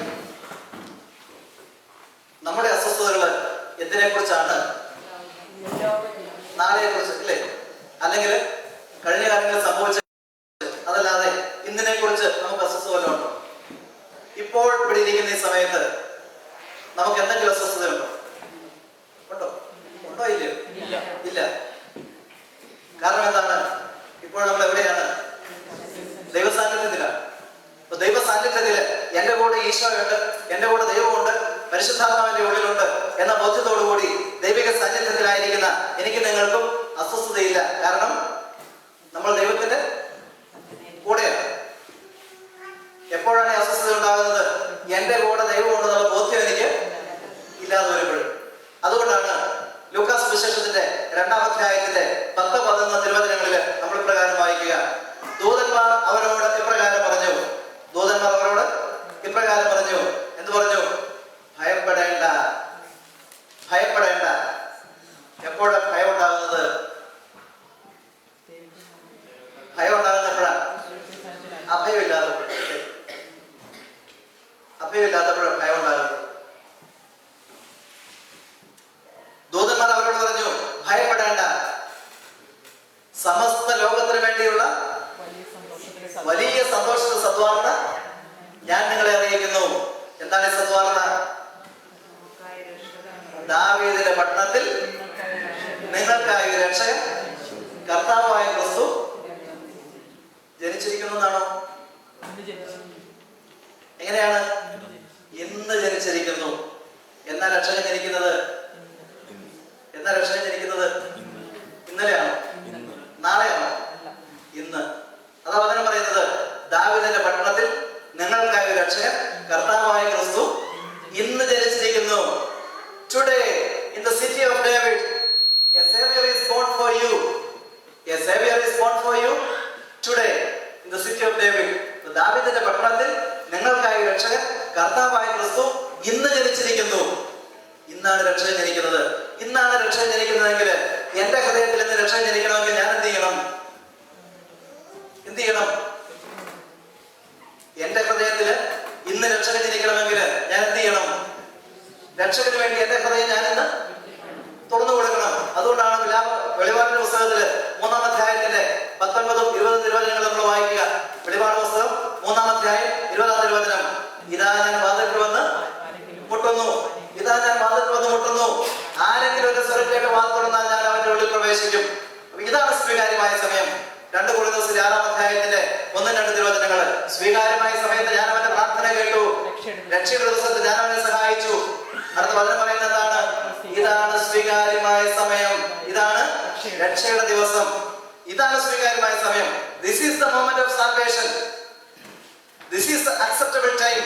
ഇതാണ് സ്വീകാര്യമായ സമയം. ഇതാണ് രക്ഷയുടെ ദിവസം. അപ്പൊ ഇപ്പോൾ റൈറ്റ് നൗ, ഈ നിമിഷം, അതുകൊണ്ട് ഈ നിമിഷം ഒരു കൂദാശയാണ്. അദൃശ്യമായ വരപ്രസാദം എനിക്ക് നിങ്ങൾക്ക് നൽകാൻ വേണ്ടിയിട്ട് ദൃശ്യമായി ദൈവം നൽകുന്ന അടയാളമാണ് സമയം. സമയത്തിലാണ് ദൈവം പ്രവർത്തിക്കുന്നത്. അപ്പൊ സമയത്തില് എന്റെ നിങ്ങളുടെ ജീവിതത്തിൽ ദൈവം ഇടപെട്ട് ഇപ്പോൾ ഈ നിമിഷം എനിക്ക് നിങ്ങൾക്ക് രക്ഷ തരാനായിട്ട് അവിടെ വരികയാണ്. Praise the Lord. വലതുകൈ സ്വർഗ്ഗത്തിലേക്ക് ഉയർത്തി പ്രൈസ് ദി ലോർഡ്. ഹല്ലേലൂയ. യേശുവേ നന്ദി, യേശുവേ സ്തുതി, യേശുവേ സ്തോത്രം. എന്റെയും നിങ്ങളുടെയും ജീവിതത്തില് രക്ഷയുടെ അനുഭവം ഇപ്പോൾ ഈ നിമിഷം ഉണ്ടാകണം. ഈ നിമിഷം രക്ഷയുടെ അനുഭവം എനിക്ക് നിങ്ങൾക്ക് ഉണ്ടാകണമെങ്കിൽ ഞാൻ എന്ത് ചെയ്യണം? രക്ഷകന് വേണ്ടി ഇപ്പോൾ എന്റെ ഹൃദയം തുറന്നു കൊടുക്കണം. ഇപ്പോൾ രക്ഷകന് വേണ്ടി എന്റെ ഹൃദയം തുറന്നു കൊടുക്കാനായിട്ട് എനിക്ക് നിങ്ങൾക്ക് സാധിക്കണമെങ്കിൽ ഞാൻ നിങ്ങളും എന്ന് ജീവിക്കണം? എന്ന് ജീവിക്കണം? ഇന്ന് ജീവിക്കണം. എന്നാൽ നമ്മിൽ അധികം പേരും ഇന്ന് എന്ന് പറയുന്ന ദിവസത്തിൽ ജീവിക്കുന്നില്ല. ഉണ്ടോ? ഒന്നുകിൽ ഇന്നലകളിൽ സംഭവിച്ച കാര്യങ്ങളെ കുറിച്ച് അസ്വസ്ഥതകളായിട്ട് നമ്മുടെ ഇന്ന് നഷ്ടപ്പെട്ടു പോകും. അതല്ലെങ്കിൽ നാളുകളിൽ സംഭവിക്കാൻ പോകുന്ന കാര്യങ്ങളൊക്കെ ആഗ്രഹപ്പെട്ട് നമ്മുടെ ഇന്ന് നമ്മൾ നഷ്ടപ്പെടുത്തി കളയും. ശരിയല്ലേ? എന്നാൽ നമ്മുടെ ദൈവം God is always present എന്നാണ് പറയുന്നത്, അല്ലേ? ഞാനല്ലേ പറയുന്നത്? ദൈവം always present. Our God is a God not of the past, not of the future, but of the present. ഇപ്പോൾ ഈ നിമിഷത്തിന്റെ ദൈവമാണ് നമ്മുടെ ദൈവം. അപ്പൊ നമുക്ക് ഈ നിമിഷം എന്നോട് സംസാരിക്കുന്ന ദൈവത്തിന്റെ സ്വരം കേൾക്കാനായിട്ട് എനിക്ക് സാധിക്കണമെങ്കിൽ ഞാൻ ഈ നിമിഷം ദൈവത്തിന്റെ കൂടെ ആയിരിക്കണം. ഈ നിമിഷം എന്നെ അനുഗ്രഹിക്കുന്ന ദൈവത്തിന്റെ അനുഗ്രഹം പ്രാപിക്കാൻ എനിക്ക് നിങ്ങൾക്ക് സാധിക്കണമെങ്കിൽ ഇപ്പോൾ ഈ നിമിഷം ഞാൻ എന്റെ ദൈവത്തിന്റെ കൂടെ ആയിരിക്കണം. അതുകൊണ്ട് ഓർത്തുകൊള്ളുക, കഴിഞ്ഞ കാലങ്ങളിൽ എന്റെ ദൈവം എന്നെ അനുഗ്രഹിക്കാത്തത് കൊണ്ടല്ല, മറിച്ച് ദൈവം എന്നെ അനുഗ്രഹിച്ചപ്പോൾ അനുഗ്രഹം സ്വീകരിക്കാൻ ആ ദൈവിക സാന്നിധ്യ ബോധത്തിൽ ഞാൻ ഉണ്ടായിരുന്നില്ല. ദൈവം എന്നോട് സംസാരിക്കുന്നതുകൊണ്ടല്ല എനിക്ക് ദൈവത്തിന്റെ സ്വരം കേൾക്കാൻ സാധിക്കാത്തത്. എന്നോട് ദൈവം സംസാരിച്ചപ്പോൾ ആ ദൈവത്തിന്റെ സ്വരം കേൾക്കാനായിട്ട് ദൈവത്തോട് കൂടെ ഞാനില്ലായിരുന്നു. കാരണം എന്താണ്? ഞാൻ ഇന്നലകളിലാണ് ജീവിച്ചുകൊണ്ടിരിക്കുന്നത്. ഇന്നലകളിലുണ്ടായ ദുരന്തങ്ങളെ കുറിച്ചും ഇന്നലകളിലുണ്ടായ പ്രശ്നങ്ങളെ കുറിച്ചും ഇന്നലകളിലുണ്ടായ കാര്യങ്ങളെ കുറിച്ചും ഓർത്തോർത്ത് ദുഃഖിച്ചുകൊണ്ടിരിക്കുന്ന അവസ്ഥ. വിലാപന പുസ്തകത്തില് 3-ാം അധ്യായത്തിലെ 16 തിരുവചനങ്ങളില് നമ്മളിത് കാണുന്നുണ്ട്. സന്തോഷം എന്തെന്ന് ഞാൻ മറന്നുപോയി, കർത്താവിന്റെ പ്രത്യാശ പോലും പോയിപ്പോയി എന്ന് ഞാൻ കരുതി. എന്റെ കഷ്ടതയുടെയും വലച്ചിലിന്റെയും ഓർമ്മ കൈപ്പേറിയ വിഷമാണ്. അതിനെക്കുറിച്ച് ചിന്തിച്ച് നിരന്തരം എന്റെ മനസ്സ് തകരുന്നു. എന്റെ കഷ്ടതയുടെയും അലച്ചിലിന്റെയും ഓർമ്മ കൈപ്പേറിയ വിഷമാണ്. അതിനെക്കുറിച്ച് നിരന്തരം ചിന്തിച്ച് എന്റെ മനസ്സ് തകരുകയാണ്. അപ്പൊ ഇന്നലെ സംഭവിച്ച കാര്യങ്ങളെ കുറിച്ച് ഓർത്തോർത്ത് ദുഃഖിച്ചുകൊണ്ടിരിക്കുന്ന അവസ്ഥ. നാളുകളിൽ സംഭവിക്കാൻ പോകുന്ന കാര്യങ്ങളെ കുറിച്ച് ഓർത്ത് ആകുലപ്പെടുന്ന അവസ്ഥ. 60-ാമത്തെ വയസ്സിൽ ഭിക്ഷയാചിക്കേണ്ടി വരും എന്ന് കരുതി 6-ാമത്തെ വയസ്സിൽ മാത്രം എടുത്ത് പിടിക്കേണ്ട വല്ല കാര്യമുണ്ടോ? ഇല്ല. എന്നാൽ നമുക്ക് ശീലമായിരിക്കും. ഓർത്തുകൊള്ളുക, എന്റെ ദൈവം ഇന്നലകളുടെ ദൈവമല്ല, നാളുകളുടെ ദൈവമല്ല, ഇന്നിന്റെ ദൈവമാണ്. ഇപ്പോൾ എന്നോട് സംസാരിക്കുന്ന ദൈവമാണ്. ഇപ്പോൾ എന്നെ അനുഗ്രഹിക്കുന്ന ദൈവമാണ്. ഇപ്പോൾ എന്നോട് എന്നെ അനുഗ്രഹിക്കുന്ന ദൈവത്തിന്റെ അനുഗ്രഹം സ്വീകരിക്കാൻ ഞാൻ നിങ്ങളും ഈ നിമിഷം ദൈവത്തോടു കൂടെ ഉണ്ടാകണം. Yesterday is gone and tomorrow is uncertain. Let us live today. ഇപ്പോൾ ശ്വസിച്ച ശ്വാസം അതും പുറത്തേക്ക് പോയി കഴിഞ്ഞാൽ തിരിച്ചെടുക്കാൻ പറ്റുമോ? ഇല്ല. അതുകൊണ്ടാണ് ഞാൻ പറഞ്ഞത്, ഈച്ച് മോമെന്റ്, ഇപ്പോൾ ഈ നിമിഷം മാത്രമാണ് എനിക്ക് നിങ്ങൾക്ക് സ്വന്തമായിട്ടുള്ളത്. അടുത്ത നിമിഷം എനിക്ക് നിങ്ങൾക്ക് ഉണ്ടാകണമെങ്കിൽ ദൈവം അത് അനുവദിച്ചു തരണം. അതുകൊണ്ടാണ് ഈശോ പറയുന്നത് മത്തായി സുവിശേഷത്തിന്റെ 6-ാം അധ്യായത്തിന്റെ 33 മുതലുള്ള തിരുവചനങ്ങളില് ആദ്യം എടുത്ത രാജ്യവും നീതി അന്വേഷിക്കുക, ബാക്കിയെല്ലാം കൂട്ടിച്ചേർത്ത് തരും. ഓരോ ദിവസത്തിനും അതതിന്റെ ക്ലേശങ്ങൾ മതിയെന്ന്. ഓരോ ദിവസത്തിനും അതതിന്റെ ക്ലേശങ്ങൾ മതി. നാളെയെ കുറിച്ചൊന്നും ആകുലത വേണ്ട. ആവശ്യത്തിന് ക്ലേശം കർത്താവ് ഓരോ ദിവസത്തിൽ നൽകിയിട്ടുണ്ട്. അതിനെ അത്രയും ക്ലേശിച്ചാൽ മതി. വില കൊടുത്ത് നമ്മൾ ക്ലേശം മേടിക്കേണ്ടതാണ്. Praise the Lord. ഹല്ലേലൂയ. വചന സ്വർഗ്ഗത്തിലേക്ക് ഉയർത്തി. Praise the Lord. ഹല്ലേലൂയ. യേശുവേ നന്ദി, യേശുവേ സ്തുതി, യേശുവേ സ്തോത്രം. തമ്പുരാന്റെ തിരുസന്നിധിയിൽ എനിക്ക് നിങ്ങൾക്കും ഇന്നാണ് രക്ഷയുടെ ദിവസം. രക്ഷകൻ ജനിക്കുന്നത് ഇന്നാണ്. അതുകൊണ്ടാണ് ദൂതന്മാർ പറഞ്ഞത്, ദാവീദിന്റെ പട്ടണത്തിൽ നിങ്ങൾക്കായ രക്ഷകൻ കർത്താവായ ക്രിസ്തു ഇന്ന് ജനിച്ചിരിക്കുന്നു. Today a savior is born for you in the city of David. ദാവീദിന്റെ പട്ടണത്തിൽ ഇന്നലെയല്ല, നാളെയല്ല, 2000 വർഷങ്ങൾക്ക് അപ്പുറത്തല്ല, ഇന്ന്, ഇപ്പോൾ, ഈ നിമിഷം, എന്റെ ഹൃദയം തുറക്കുന്ന ഈ നിമിഷം. സക്കവോസിന്റെ പുസ്തകത്തിലേക്ക് ഒന്ന് ലൂക്കാസ് സുവിശേഷം 19-ാം അധ്യായത്തില് സക്കവോസിന്റെ ജീവിതത്തിലേക്ക് ഒന്ന് നോക്കിയേ. അവിടെ നമ്മൾ വായിക്കുന്നത്, യേശുവിനെ കാണാൻ വേണ്ടിയിട്ട് സക്കവോസ് എന്ത് ചെയ്തു? യേശുവിനെ കാണാൻ വേണ്ടിയിട്ട് സക്കവോസ് എന്ത് ചെയ്തു? യേശുവിനെ കാണാൻ വേണ്ടി സക്കവോസ് എന്ത് ചെയ്തു?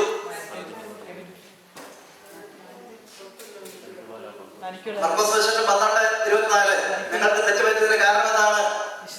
വിശുദ്ധ ലിഖിതങ്ങളോ ദൈവത്തിന്റെ ശക്തിയോ നിങ്ങൾക്ക് അറിഞ്ഞുകൂടാത്തതുകൊണ്ടാണ്. യേശുവിനെ കാണാൻ വേണ്ടിയിട്ട് സക്കവോസ് എന്ത് ചെയ്തു? തനിക്കുള്ളതെല്ലാം പങ്കുവച്ചു. യേശുവിനെ കാണാൻ വേണ്ടിയിട്ട് സക്കവോസ് ആദ്യം ചെയ്ത കാര്യം എന്താണ്?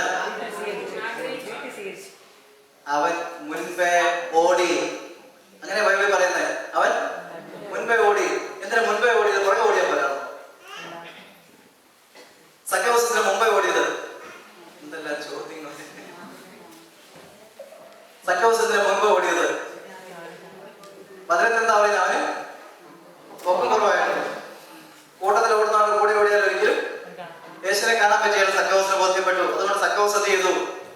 മുൻപേ ഓടാനുള്ള തന്നെ കാണിച്ചു. പിള്ളേരെല്ലാം അങ്ങോട്ട് പോയതുകൊണ്ട് എനിക്ക് പൊക്കം അനുസരിച്ച് കാണിക്കാൻ പറ്റില്ല. ഇനി നിങ്ങളൊന്ന് ഓർത്ത് നോക്കിയേ, നിങ്ങൾ അങ്ങനെ ഇരിക്കുന്ന സമയത്ത് നിങ്ങൾക്ക് എത്ര അടി പൊക്കം കാണും? പേരെന്നാ? എൽസ. എൽസ അങ്ങനെ ഇരിക്കുന്ന എഴുന്നേറ്റിരിക്കുമ്പോൾ കൂടുതൽ പൊക്കമാണ്. ഇരിക്കുന്ന ഇരിപ്പില് എത്ര അടി പൊക്കം വരും? 3 അടി. സഖ്യവസിന് 3 അടി ഉണ്ടെന്ന് നമ്മൾ കരുതുക. എൽസയെ കാണാവോ? കാണാവോ? നേരാണോ? കാണാം. 3 അടി പൊക്കമുള്ള എൽസയെ കാണാന്നാണ് പറയുന്നത്. അങ്ങനെയാണെങ്കിൽ 3 അടി പൊക്കമുള്ള സഖ്യവസിന് യേശുവിനെ കാണാൻ പറ്റാത്ത എന്തുകൊണ്ടാണ്? സഖ്യവസിന് പൊക്കം കുറവായതുകൊണ്ടല്ല, മറിച്ച് സഖ്യവസിന്റെയും യേശുവിന്റെയും നടുവിൽ നിന്നവർക്ക് പൊക്കം കൂടുതലായി പോയി. അതുകൊണ്ടാണ് നമ്മുടെയൊക്കെ ജീവിതത്തിൽ രക്ഷകനെ അനുഭവിക്കാനായിട്ട് സാധിക്കാത്തതിന് കാരണം എന്താണ്? ഇതുപോലെ പൊക്കം കൂടിയ ചില വ്യക്തികൾ അല്ലെങ്കിൽ ചില സ്വഭാവങ്ങൾ എന്റെ നിങ്ങളുടെയൊക്കെ ജീവിതത്തിൽ യേശുവിനെ കാണുന്നതിൽ നിന്ന് മറച്ചു വയ്ക്കുകയാണ്. അപ്പൊ ഇവിടെയാണ് നമുക്ക് മാറ്റം ഉണ്ടാകേണ്ടത്. ഈ രാത്രി ആരാധനയിൽ നമ്മൾ പ്രാർത്ഥിക്കേണ്ട കാര്യം ഇതാണ്: എനിക്ക് എന്റെ യേശുവിനെ കാണണം, അവന്റെ പരിശുദ്ധാത്മാവിലേക്ക് നിറയണം. അതിന് തടസ്സമായി നിൽക്കുന്ന കാര്യങ്ങൾ എന്താണെന്ന് നിശ്ചയമായിട്ട് കണ്ടെത്താനായിട്ട് സാധിക്കും. ഒരു കാര്യമേ ഉള്ളൂ, നമുക്ക് അതിന് തല്ലണമില്ല. ഇനി യേശുവെ എന്ന് വിളിച്ചു കഴിഞ്ഞാല് നിങ്ങളുടെ നാവ് അറുത്ത് കളയുമെന്ന് ഒരാൾ പറഞ്ഞു കഴിഞ്ഞാല് പിന്നെ നമ്മൾ എത്ര പേര് യേശുവെ എന്ന് വിളിക്കും?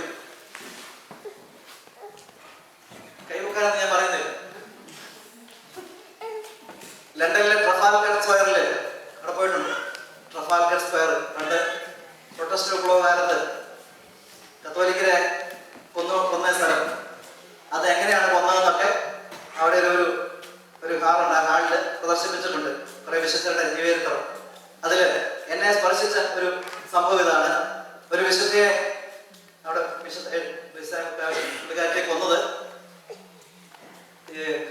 ചങ്കിങ്ങനെ കീറിയിട്ട് ഹാർട്ട് വലിച്ചു പറിച്ചു. ഹാർട്ട് ഇവിടെ ഇങ്ങനെ കീറിയിട്ട് ഹാർട്ട് വലിച്ചു പറിച്ചാണ് കൊന്നത്.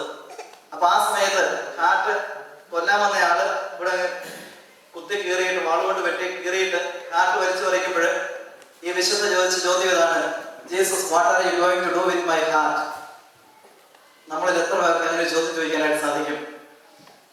Jesus, what are you going to do with my heart? എന്റെ ഹൃദയം കൊണ്ട് ഈശോയെ നീ എന്ത് ചെയ്യാൻ പോവുകയാണെന്ന്. അതാണ് തന്നെയാണെന്ന് പറഞ്ഞത്. സഖ്യവൂസ് യേശുവിനെ കാണുവാനായിട്ട് ആഗ്രഹിച്ച സഖ്യവൂസ് മുൻപേ ഓടാനുള്ള തന്നെയാണ് കാണിച്ചു. എന്റെയും നിങ്ങളുടെ ജീവിതത്തിൽ ഇത്രയും കാര്യമായിട്ട് രക്ഷയുടെ അനുഭവം സ്വീകരിക്കാനായിട്ട് സ്വന്തമാക്കാനായിട്ട് സാധിക്കാത്തതിന് കാരണം ഈ തന്നെയുടെ എനിക്ക് നിങ്ങളിപ്പോ ഇല്ല. നമ്മളിപ്പോൾ ഓടിക്കൊണ്ടിരിക്കുകയാണ് ജനക്കൂട്ടത്തിന്റെ കൂടെ. എല്ലാവരും അങ്ങനെയൊക്കെ ജീവിക്കും, അതുകൊണ്ട് ഞാനും അങ്ങനെയൊക്കെ ജീവിച്ചോളെ.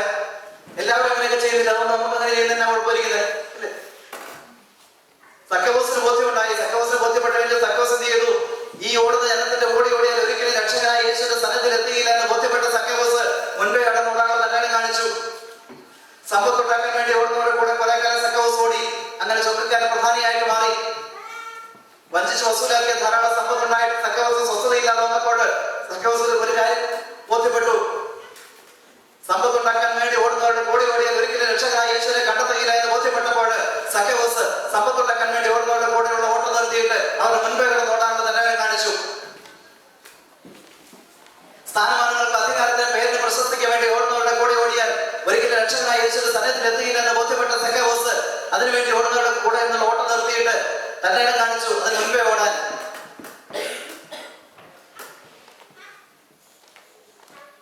ആരോഗ്യത്തിന്, സൗന്ദര്യത്തിന് വേണ്ടി ഓടുന്നവരുടെ കൂടെ ഓടിയാൽ ഒരിക്കലും രക്ഷകനായ യേശുവിന്റെ സന്നിധിയിൽ എത്തുകയില്ല എന്ന് ബോധ്യപ്പെട്ട സഖ്യവൂസ് ആരോഗ്യത്തിന്, സൗന്ദര്യത്തിന് വേണ്ടി ഓടുന്നവരുടെ മുൻപേ കടന്നോടാനുള്ള തന്നെയാണ് കാണിച്ചു.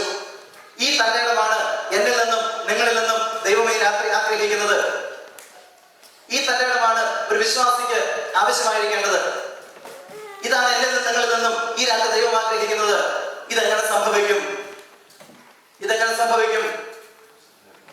ഇതെങ്ങനെ സംഭവിക്കും? പരിശുദ്ധാത്മാവ് നിന്റെ മേൽ എഴുന്നേറ്റ് വരും. അത്യുന്നതന്റെ ശക്തി നിന്റെ മേൽ ആവസിക്കും. എന്റെയും നിങ്ങളുടെ ഉള്ളിൽ വസിക്കുന്ന പരിശുദ്ധാത്മാവ് ഉജ്ജ്വലിക്കണം. പരിശുദ്ധാത്മാവ് എന്റെയും നിങ്ങളുടെയും ഉള്ളിൽ ഉണ്ട്. സംശയമുണ്ടോ? ഇല്ല. ലൂക്കാസ് സുവിശേഷം 4-ാം അധ്യായം 18 മുതൽ തിരുവചനങ്ങൾ, അതിന് 16 മുതൽ തിരുവചനങ്ങൾ നമ്മൾ വായിക്കുന്നു. അവൻ പതിവ് പോലെ സിനഗോഗിൽ പ്രവേശിച്ച് വായിക്കുവാനായി എഴുന്നേറ്റ് നിന്നു. അവൻ പതിവ് പോലെ സിനഗോഗിൽ പ്രവേശിച്ച് വായിക്കുവാനായി എഴുന്നേറ്റ് വന്നു. യെശയ്യാ പ്രവാചകന്റെ പുസ്തകം അവൻ നൽകപ്പെട്ടു. പുസ്തകം തുറന്നപ്പോൾ ഇപ്രകാരം എഴുതിയിരിക്കുന്നത് അവൻ കണ്ടു. എന്താ കണ്ടത്? കർത്താവിന്റെ ആത്മാവ് എന്റെ മേലുണ്ട്. യേശു പറഞ്ഞ കർത്താവിന്റെ ആത്മാവ് എന്റെ മേൽ ഉണ്ട്. ബന്ധിതർക്ക് മോചനവും, അന്ധർക്ക് കാഴ്ചയും, അടിച്ചമർത്തപ്പെട്ടവർക്ക് സ്വീകാര്യമായ വചനവും പ്രഖ്യാപിക്കാൻ അവിടെ തന്നെ അയച്ചിരിക്കുന്നു. യേശു സംസാരിച്ചപ്പോൾ അന്ധന് കാഴ്ചയുണ്ടായി, ചെവിടിന് കേൾവിശക്തി ഉണ്ടായി, ബന്ധിക്കപ്പെട്ടവർക്ക് മോചനമുണ്ടായി. ഇല്ലേ?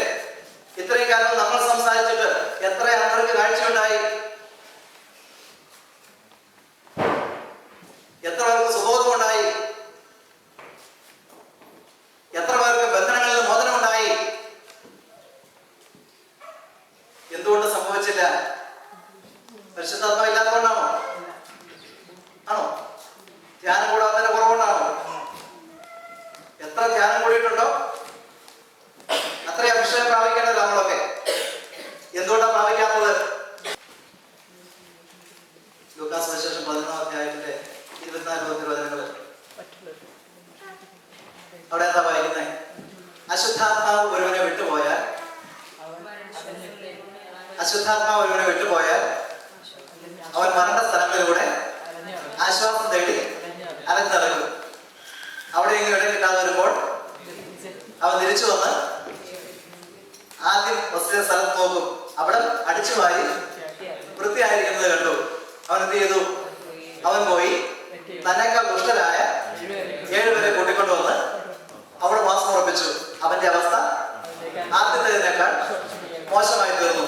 അതുകൊണ്ടാണ് ഞാൻ പറഞ്ഞത്, യേശു പറഞ്ഞു കർത്താവിന്റെ ആത്മാവ് എന്റെ മേലുണ്ട്. എനിക്ക് നിങ്ങൾക്കും ഈ നൈറ്റ് വിജിൽ കഴിയുമ്പോൾ ബോധ്യത്തോടെ പറയാനായിട്ട് സാധിക്കണം, കർത്താവിന്റെ ആത്മാവ് എന്റെ മേലുണ്ട്. നമ്മൾ കരക്കടിയെത്തി പ്രാർത്ഥിക്കുമ്പോൾ അത്ഭുതങ്ങളും അടയാളങ്ങളും സംഭവിക്കണം.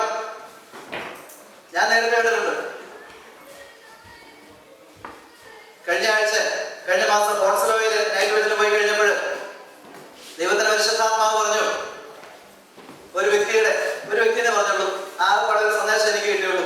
ഞാൻ പറഞ്ഞു, ഇവിടെ വന്ന് പ്രാർത്ഥനയിലിരിക്കുന്ന വ്യക്തിക്ക് ശാരീരികമായ അതികഠിനമായ വേദന അനുഭവിക്കുന്ന വ്യക്തിക്ക് വേദന മാറിയിട്ടുണ്ട്. ആ സമയത്ത് ആരും സാക്ഷ്യപ്പെടുത്തിയില്ല. ധ്യാനം കഴിഞ്ഞപ്പോൾ അവിടെ ഗാർശുശ്രൂഷ നയിക്കുന്ന ഫ്രണ്ട്സിന്റെ വൈഫ് എന്റെ അടുത്ത് വന്നിട്ട് പറഞ്ഞു, ഞാൻ കഴിഞ്ഞ വർഷങ്ങളായിട്ടും എന്റെ ശരീരത്തിൽ വേദനയായിരുന്നു. ഇന്നിവിടെ വന്നിരിക്കുമ്പോൾ എനിക്കിവിടെ ഇരിക്കാൻ പോലും സാധിക്കാത്ത ഒരു വേദനയായിരുന്നു. പക്ഷേ ആരാധന കഴിഞ്ഞപ്പോൾ എന്റെ വേദനയെല്ലാം മാറി. Price the Lord. ഹല്ലേലൂയ. യേശുവേ നന്ദി, യേശുവേ സ്തുതി, യേശുവേ സ്തോത്രം. അതുപോലെ തന്നെ ഞാനിവിടെ കടന്നു വരുമ്പോൾ ജപമാല ശുശ്രൂഷ നടക്കുകയാണ്.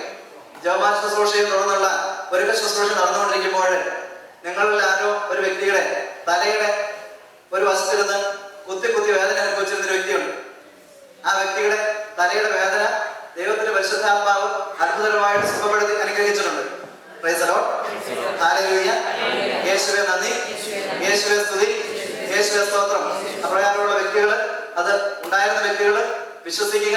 കർത്താവ് സന്ദേശം നൽകിയിട്ടുണ്ട്, നിങ്ങൾക്ക് സൗഖ്യം നൽകിയിട്ടുണ്ട്. തുടർന്ന് വരുന്ന ശുശ്രൂഷകളിലൂടെ അനേക സന്ദേശങ്ങളും സൗഖ്യവും നിങ്ങൾക്ക് ലഭിക്കും.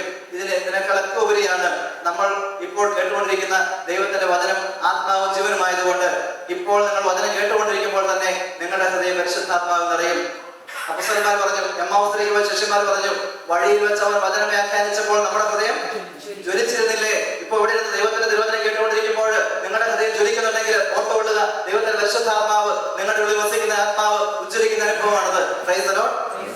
ഈ രാത്രി നമ്മളോട് ഒരുമിച്ച് കൂടിയിരിക്കുന്നത് അത്ഭുതങ്ങൾ അടയാളങ്ങൾ കാണാൻ വേണ്ടിയിട്ടല്ല, മറിച്ച് എന്റെ ഉള്ളിൽ വസിക്കുന്ന പരിശുദ്ധാത്മാവ് ഉജ്ജ്വലിക്കാൻ വേണ്ടിയിട്ടാണ്. എന്റെ ഉള്ളിൽ വസിക്കുന്ന പരിശുദ്ധാത്മാവ് ഉജ്ജ്വലിക്കണം. പരിശുദ്ധാത്മാവ് ഉജ്ജ്വലിച്ചാല് നിശ്ചയമായിട്ടും ആത്മാവ് നയിക്കപ്പെടുന്ന ജീവിതം നമുക്ക് നയിക്കാനായിട്ട് സാധിക്കും. ഓരോ നിമിഷവും പരിശുദ്ധാത്മാവ് ഇതാണ് വഴി, ഇതിലെ പോകാന്ന് പറഞ്ഞ് നയിക്കുന്ന അനുഭവം ഉണ്ടാകും. കോട്ടയാശ്രമത്തില് ഭദ്രോത്സമാസികളുടെ ശുശ്രൂഷ നയിക്കുന്ന സമയത്ത് ശുശ്രൂഷയിലായിരിക്കുമ്പോൾ അവിടെ ഷേർലി എന്ന് പറഞ്ഞൊരു സഹോദരി പ്രാർത്ഥിക്കാനായിട്ട് വന്നു. ഞാൻ ആ സഹോദരിയോട് ഒരാഴ്ച ധ്യാനം കൂടാൻ പറഞ്ഞു. ധ്യാനം കൂടാനായിട്ട് പറഞ്ഞു വിട്ടിട്ട് 2 വർഷത്തിന് ശേഷമാണ് ആ സഹോദരിക്ക് സമയം കിട്ടിയത്. 2 വർഷം കഴിഞ്ഞ് ധ്യാനം കൂടിയിട്ട് എന്നെ വിളിച്ചു. ധ്യാനം കൂടി വീട്ടിൽ പോയ ഒരു 2 ആഴ്ച കഴിഞ്ഞപ്പോൾ എന്നെ വിളിച്ചു, ബ്രദറെ, ഇപ്പൊ എല്ലാ ദിവസവും രാവിലെ 4 മണിയാകുമ്പോൾ എന്നെ ആരും വിളിച്ചു എഴുന്നേൽപ്പിക്കും, നീ എഴുന്നേൽക്കുന്നില്ലേ? അപ്പൊ ഞാൻ എഴുന്നേൽക്കും. എഴുന്നേറ്റ് കഴിയുമ്പോൾ എന്നോട് ചോദിക്കും, നീ പ്രാർത്ഥിക്കുന്നില്ലേ? പ്രാർത്ഥിക്കും. അങ്ങനെ ഓരോ എന്നോടിങ്ങനെ ചെയ്യുന്നില്ലേ എന്ന് ചോദിച്ച ഒരാളെന്റെ പുറകെ നടക്കുക. ഞാൻ ചോദിച്ചു, ആരാ മനസ്സിലായോ? മനസ്സിലായി, പരിശുദ്ധാത്മാവ്. എന്നിട്ട് പറഞ്ഞ എന്നറിയാവോ? 2 വർഷം മുമ്പ് എന്നോട് പറഞ്ഞപ്പോൾ അന്ന് ഞാൻ പോയിരുന്നെങ്കിൽ കഴിഞ്ഞ 2 വർഷം എനിക്ക് അനുഭവത്തിൽ ജീവിക്കാമായിരുന്നു. Praise the Lord, hallelujah. യേശുവേ നന്ദി, യേശുവേ സ്തുതി, യേശുവേ സ്തോത്രം. എനിക്ക് നിങ്ങൾക്കും വ്യക്തിപരമായ ഒരു അനുഭവം ഉണ്ടാകുന്നതുവരെ ഇത് ചിന്തിക്കാനോ വിശ്വസിക്കാനോ സാധിക്കുക. ഒരിക്കലും ഒരു തിരുവനന്തപുരം പ്രദേശത്ത് കൺവെൻഷൻ നടത്തുമ്പോൾ ആ കൺവെൻഷനിൽ വൈകുന്നേരം ഈവനിങ് കൺവെൻഷനാണ്. രാവിലെ ടീം പ്രയറൊക്കെ കഴിഞ്ഞ് ഞാനിങ്ങനെ നടക്കാൻ പോയപ്പോൾ ഒരു അമ്മച്ചി ഒരു പശുവിനെ കെട്ടിക്കൊണ്ടിരിക്കുന്നു. അപ്പൊ ഈ അമ്മച്ചിയെ തലേദിവസം ധ്യാനത്തിന് കണ്ടില്ല. കാരണം ഏകദേശം കാണുന്ന മുഖങ്ങളൊക്കെ മനസ്സിൽ ഓർമ്മയുണ്ട്. അപ്പൊ ഞാൻ ഈ അമ്മച്ചിയോട് ചോദിച്ചു, അമ്മച്ചി ഇന്നലെ ധ്യാനത്തിന് വന്നില്ലേ? ഇല്ല. അതിനെ പറ്റി വരാതെ? എന്റെ കുഞ്ഞു ബ്രദറെ, പശുവിനെ നോക്കാനായിട്ട് ആരുമില്ല. ഞാൻ ചുമ്മാ പറഞ്ഞു, ഈ പശു എടുത്തിട്ട് പോന്നാൽ മതി. എന്തായാലും അന്ന് വൈകുന്നേരം ധ്യാനത്തിന് അമ്മച്ചി പള്ളിയിലുണ്ട്. ധ്യാനം കഴിഞ്ഞിട്ട് ഞാൻ ചോദിച്ചത് എന്നാ പറ്റി? ആ ബ്രദർ പറഞ്ഞിട്ടില്ല, പശു കത്തുപോയി. പശു ആകുന്നതിന് ഞാൻ പറഞ്ഞൊന്നുമല്ല. അമ്മച്ചിക്ക് ധ്യാനത്തിൽ വരാനായിട്ട് തടസ്സം എന്താ നോക്കിയപ്പോൾ പശുവല്ലോ. തടസ്സം മാറട്ടെ ഞാൻ പ്രാർത്ഥിച്ചു, അത്രേ ഉള്ളൂ. അപ്പൊ ഇതുപോലെ തമ്പുരാനിലേക്ക് അടുക്കാനും തമ്പുരാനെ പ്രഘോഷിക്കാനും തമ്പുരാന്റെ ആത്മാവ് നിറയാനും നമുക്ക് എന്തെങ്കിലുമൊക്കെ തടസ്സങ്ങളുണ്ടെങ്കിൽ നിങ്ങൾ രാത്രി പ്രാർത്ഥിച്ചോ തടസ്സം മാറട്ടെന്ന്. ഭർത്താവാണ് തടസ്സം എങ്കിൽ ഭർത്താവ് വിട്ടുപോകാനല്ലായിരുന്നു, ഭർത്താവിന്റെ ഉള്ളില് ആ തടസ്സം മാറാൻ വേണ്ടി പ്രാർത്ഥിച്ചാൽ മതി. എളുപ്പമായിട്ടുള്ള കരുതല്ലേ? Praise the Lord, hallelujah. സ്വർഗ്ഗത്തിലേക്ക് ഉയർത്തി. Praise the Lord, hallelujah. യേശുവേ നന്ദി, യേശുവേ സ്തുതി, യേശുവേ സ്തോത്രം. അപ്പോൾ ഞാനും നിങ്ങളും ആഗ്രഹിക്കുന്നത് പോലെ ജീവിക്കാനായിട്ട് സാധിക്കാത്തതിന് കാരണം എന്താണ്? ഞാൻ ചെയ്യുന്ന പ്രവർത്തനത്തിൽ എനിക്ക് മനസ്സിലാകുന്നില്ല വചനം നമ്മൾ ധ്യാനിച്ചില്ലേ? അതിന് കാരണം എന്താണ്? നമ്മുടെ ഉള്ളിൽ വസിക്കുന്ന പരിശുദ്ധാത്മാവിൽ നിറയാനായിട്ട് നമുക്ക് സാധിക്കുന്നില്ല. എത്ര ധ്യാനം കൂടി നമ്മൾ ധ്യാനത്തിന്റെ കുറവുകൊണ്ടാണോ? കൺവെൻഷന്റെ പോരായ്മ കൊണ്ടാണോ? അല്ല. ധ്യാനിപ്പിച്ച ആളുകളുടെ കുഴപ്പമുണ്ടാണോ? അതുമല്ല. ഞാനും നിങ്ങളും പരിശുദ്ധാത്മാവിന്റെ നിറവിന് വേണ്ടിയിട്ട് ആഗ്രഹിച്ച് ദാഹിച്ച് പ്രാർത്ഥിക്കുന്നില്ല. നമ്മുടെ ജീവിതത്തിൽ ഒരേ ഒരു കാര്യതേ ഉള്ളൂ. അതുകൊണ്ടാണല്ലോ റോമലേഖനം നമ്മൾ വായിക്കുന്നത്, തന്നെ വിളിച്ചപേക്ഷിക്കുന്നവരുടെ മേൽ ദൈവം തന്നെ സമ്പത്ത് സമർത്ഥമായിട്ട് വർഷിക്കുന്നു. ദൈവത്തിന്റെ സമ്പത്ത് എന്താണ്? ദൈവത്തിന്റെ പരിശുദ്ധാത്മാവ്. ലൂക്കാസ് സുവിശേഷത്തിൽ 11-ാം അധ്യായത്തിൽ 11-ാം വചനത്തിൽ പറയുന്നുണ്ട്, ശിഷ്ടരെ ദുഷ്ടരായ നിങ്ങൾ നിങ്ങളുടെ മക്കൾക്ക് നല്ല ദാനങ്ങൾ നൽകുന്നെന്ന് അറിയുന്നെങ്കിൽ നിങ്ങളുടെ സ്വർഗ്ഗസ്ഥനായ പിതാവ് തന്നോട് ചോദിക്കുന്നവർക്ക് തന്റെ പരിശുദ്ധാത്മാവിനെ എത്ര അധികമായി നൽകുകയില്ല. ആരായി പറഞ്ഞത്? തന്നോട് ചോദിക്കുന്നവർക്ക് തന്റെ പരിശുദ്ധാത്മാവിനെ നൽകുമെന്ന് ആരാ പറഞ്ഞത്? യേശു കള്ളം പറയോ? യേശു നടക്കാത്തൊരു കാര്യം പറയോ? യേശു പറയുന്ന കാര്യങ്ങൾ സംഭവിക്കണമെങ്കിൽ നമ്മൾ ഓരോരുത്തരും വിശ്വാസത്തോടെ പ്രാർത്ഥിച്ചു കഴിഞ്ഞാൽ പരിശുദ്ധാത്മാ നിറവ് അനുഭവിക്കാനായിട്ട് സാധിക്കുമോ ഇല്ലയോ? സാധിക്കും. അതുകൊണ്ട് നമ്മൾ ഇന്ന് എന്ത് പ്രാർത്ഥിക്കണം? ഈശോയെ, അങ്ങയുടെ പരിശുദ്ധാത്മാവോട് എന്നെ നിറയ്ക്കണമേ, എന്റെ മാതാപിതാക്കളെ നിറയ്ക്കണേ, എന്റെ ജീവിത പങ്കാളിയെ നിറയ്ക്കണേ, എന്റെ മക്കളെ നിറയ്ക്കണേ, എന്റെ സഹോദരങ്ങളെ നിറയ്ക്കണേ. നിങ്ങൾക്ക് സുവിശേഷം പ്രഘോഷിക്കണമെന്ന് ആഗ്രഹമുണ്ടെങ്കിൽ നിങ്ങൾ എന്ത് ചെയ്യണം? ഈശോയെ, അങ്ങയുടെ പരിശുദ്ധാത്മാവോട് നിറയ്ക്കണമേ എന്ന് പ്രാർത്ഥിക്കണം. പരിശുദ്ധാത്മാവ് നിറഞ്ഞപ്പോൾ അപ്പോസ്തലന്മാര് സുവിശേഷം പ്രഘോഷിക്കുന്നവരായി മാറി. എനിക്ക് നിങ്ങൾക്ക് സാധിക്കണമെങ്കിൽ പരിശുദ്ധാത്മാവിന് നിറവ് കൂടാൻ സാധിക്കുകയില്ല. അതുകൊണ്ടാണ് ഈശോ പറയുന്നത് അപ്പോസ്തല പ്രവർത്തനത്തിന്റെ 1-ാം അധ്യായത്തിന് 4 വചനങ്ങളിൽ അത്താഴത്തിന് ശേഷം അവൻ ഇപ്രകാരം അവരോട് കൽപ്പിച്ചു, ഉന്നതത്തിൽ നിന്ന് എന്റെ പിതാവ് അയക്കുന്ന പരിശുദ്ധാത്മാവിനെ സ്വീകരിക്കുന്നവരെ നിങ്ങൾ ജെറുസലേം വിട്ടുപോകരുത്. ജെറുസലേം എന്ന വാക്കിന്റെ അർത്ഥം എന്താണ്? ജെറുസലേം എന്ന വാക്കിന്റെ അർത്ഥം പ്ലേസ് ഓഫ് ഗോഡ്, ദൈവത്തിന്റെ വാസസ്ഥലം, ദൈവം വസിക്കുന്നവരാണ് ജെറുസലേം. എവിടെയാണ് ദൈവം വസിക്കുന്നത്? എവിടെയാണ് ദൈവം വസിക്കുന്നത്? നമ്മുടെ ഹൃദയത്തില്. അപ്പോൾ ആരായി ജെറുസലേം? ഞാനാണ് ജെറുസലേം, അല്ലേ? 2-3 പേർ എന്റെ നാമത്തിൽ ഒരുമിച്ച് കൂടുമ്പോൾ അവരുടെ മധ്യേ ഞാനുണ്ട്. ആര് പറഞ്ഞു? യേശു പറഞ്ഞു. അപ്പോൾ ഇത് ജെറുസലേമാണോ? നമ്മളിപ്പോൾ എവിടെയാണ്? ജെറുസലേമിലാണ്. ആരെയാണ് കാത്തിരിക്കുന്നത്? പരിശുദ്ധാത്മാവിനെ. അതുകൊണ്ടാണ് യേശു പറഞ്ഞത്, എന്റെ പിതാവായിരിക്കുന്ന സഹായക്കായ പരിശുദ്ധാത്മാവ് നിങ്ങളുടെ മേൽ വരുന്നവരെ നിങ്ങൾ ജെറുസലേം വിട്ടു പോകരുത്, നിങ്ങൾ നഗരത്തിൽ തന്നെ വസിക്കുവിൻ. ഈ ജെറുസലേമിൽ നിന്ന് ഇന്ന് നൈറ്റ് വിജിൽ കഴിഞ്ഞ് ഇവിടെ നിന്ന് പോകുന്നതിന് മുമ്പ് ദൈവത്തിന്റെ പരിശുദ്ധാത്മാവിന്റെ അഭിഷേകം പ്രാപിക്കാതെ ഞാൻ ഇവിടുന്ന് പോവുകയില്ല എന്നത് നമ്മൾ പറയണം. ഉൽപ്പത്തി പുസ്തകത്തില് നമ്മളൊരു മൽപ്പിടുത്തം കാണുന്നുണ്ട്. യാക്കോബ് മൽപ്പിടുത്തം നടത്തിയത്, ഇല്ലേ? ആരുമായിട്ടാണ്? ദൈവത്തിന്റെ ദൂതനുമായിട്ട്. ഒടുവിൽ യാക്കോബിനെ തോൽപ്പിക്കാനായിട്ട് സാധിക്കാതെ ദൂതൻ എന്ത് ചെയ്തു? യാക്കോബിന്റെ എളിക്ക് തല്ലി യാക്കോബിനെ മുന്നിൽ തള്ളി താഴെയിട്ട് ഓടി രക്ഷപ്പെടാൻ നോക്കിയപ്പോൾ യാക്കോബ് എന്ത് ചെയ്തു? ചാടി കാലി പിടിച്ചു. എന്നിട്ട് പറഞ്ഞു, ഓടരുത് അമ്മാവ, ആളറിയാം എന്നെ അനുഗ്രഹിച്ചാലല്ലാതെ ഞാൻ നിന്നെ വിടുകയില്ല. ഈ രാത്രി കർത്താവിന്റെ ചോദ്യം കേട്ട് ധ്യാനിച്ചിരിക്കുന്നത് ഞാൻ നിങ്ങൾ പ്രാർത്ഥിക്കണം. ദൈവമേ, ഇന്ന് ഈ അൾത്താരയിൽ നിന്ന്, ഈ വചന ശുശ്രൂഷയിലൂടെ, ഈ വിശുദ്ധ കുർബാനയിലൂടെ, ഈ ആരാധനയിലൂടെ അങ്ങയുടെ പരിശുദ്ധാത്മാവിന്റെ അഭിഷേകം പ്രാപിക്കാതെ ഞാൻ ഇവിടുന്ന് പോവുകയില്ല. എന്നെ വിട തമ്പുരാന്റെ സന്നിധിയിൽ ഈ അൾത്താരയ്ക്ക് മുമ്പിൽ മുട്ടുകുത്തിയിട്ട് പ്രാർത്ഥിക്കണം. ദൈവമേ, നിന്റെ പരിശുദ്ധാത്മാവിന്റെ അഭിഷേകം തരാതെ എന്നെ നീ ഇവിടുന്ന് അയക്കരുതേ, എന്നെ പറഞ്ഞയക്കരുതേ. എന്നെ അനുഗ്രഹിച്ചാലല്ല ഞാൻ നിന്നെ വിടുകയില്ല എന്ന് പറഞ്ഞതുപോലെ നിന്റെ ക്രൂശ് രൂപത്തെ ആലിംഗനം ചെയ്തിട്ട് ഞാൻ നിന്നോട് പ്രാർത്ഥിക്കുന്നു. ദൈവമേ, നീ എന്നെ പറഞ്ഞയക്കരുത്, വെറുക്കയോടെ പറഞ്ഞയക്കരുതേ. വിശ്വാസത്തോടെ പ്രാർത്ഥിച്ചാല്, ബോധ്യത്തോടെ പ്രാർത്ഥിച്ചാല് ഇന്നും നിങ്ങൾ അഭിഷേകം പ്രാപിക്കും. അതുകൊണ്ടാണ് ഈശോ പറയുന്നത്, ഇതാണ് സ്വീകാര്യമായ സമയം, ഇതാണ് രക്ഷയുടെ ദിവസം. ഇന്ന് ഈ നിമിഷം ഞാൻ നിങ്ങൾ വിശ്വസിച്ച് ആത്മാർത്ഥമായിട്ട് പ്രാർത്ഥിച്ചാല് ദൈവത്തിന്റെ പരിശുദ്ധാത്മാവിന്റെ അഭിഷേകം പ്രാപിക്കാൻ നമുക്ക് സാധിക്കും. ഈ പരിശുദ്ധാത്മാവിനെ ബൈബിളില് പല അടയാളങ്ങളിലൂടെ പറയുന്നുണ്ട്. ഏതൊക്കെയാണ് പരിശുദ്ധാത്മാവിന്റെ അടയാളങ്ങൾ? പ്രാവിന്റെ രൂപത്തിൽ എന്ന് പറയുമ്പോൾ മനസ്സിലായത് അടയാളം രൂപമാണ് അല്ലേ? രൂപമാണ്. അടയാളങ്ങൾ ഏതൊക്കെയാണ്? 4 അടയാളങ്ങളുണ്ട്. ഒന്ന് അഗ്നി, കാറ്റ്, ജലം, എണ്ണ. ഈ പറഞ്ഞ 4 കാര്യങ്ങളുടെയും ഉപയോഗങ്ങൾ മനസ്സിലാക്കിയാൽ നമ്മിൽ വസിക്കുന്ന പരിശുദ്ധാത്മാവ് നമ്മിൽ പ്രവർത്തിക്കുന്നത് എങ്ങനെയാണെന്ന് മനസ്സിലാക്കാനായിട്ട്. അഗ്നിയുടെ ഉപയോഗങ്ങൾ എന്തൊക്കെയാണ്? അഗ്നി ശുദ്ധീകരിക്കും. അപ്പോൾ നമ്മിൽ വസിക്കുന്ന പരിശുദ്ധാത്മാവ് എന്ത് ചെയ്യും? നമ്മെ ശുദ്ധീകരിക്കും. ഇല്ലേ? ഇല്ലേ? പരിശുദ്ധാത്മാവ് ശുദ്ധീകരിക്കുന്ന ആത്മാവ്. അപ്പൊ അഗ്നിയുടെ ഉപയോഗം അത്. ഇനി ജലം എന്തിനാ ഉപയോഗിക്കുന്നത്? കഴുകാൻ, ശുദ്ധീകരിക്കാൻ. അല്ലേ? അതുപോലെ തന്നെ കാറ്റിന്റെ ഉപയോഗം എന്താണ്? തണുപ്പിക്കുക, ചൂടാക്കാൻ തണുപ്പിക്കുക, അഗ്നിയെ കെടുത്തുക. അപ്പൊ നമ്മളിലെ ദുശീലങ്ങളുടെ അഗ്നിയെ ആര് കെടുത്തും? പരിശുദ്ധാത്മാവ് കെടുത്തും. കോപാഗ്നിയെ ആര് കെടുത്തും? പരിശുദ്ധാത്മാവ് കെടുത്തും. ഇനി എണ്ണയുടെ ഉപയോഗം എന്താണ്?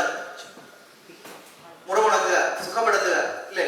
ഇപ്പൊ നമ്മിൽ വസിക്കുന്ന പരിശുദ്ധാത്മാവ് നമ്മുടെ ആത്മാവിന്റെ മുറിവുകള്, മനസ്സിന്റെ മുറിവുകള്, ശരീരത്തിന്റെ മുറിവുകളെല്ലാം ഉണക്കി നമ്മെ സുഖപ്പെടുത്തുന്ന ആത്മാവ്.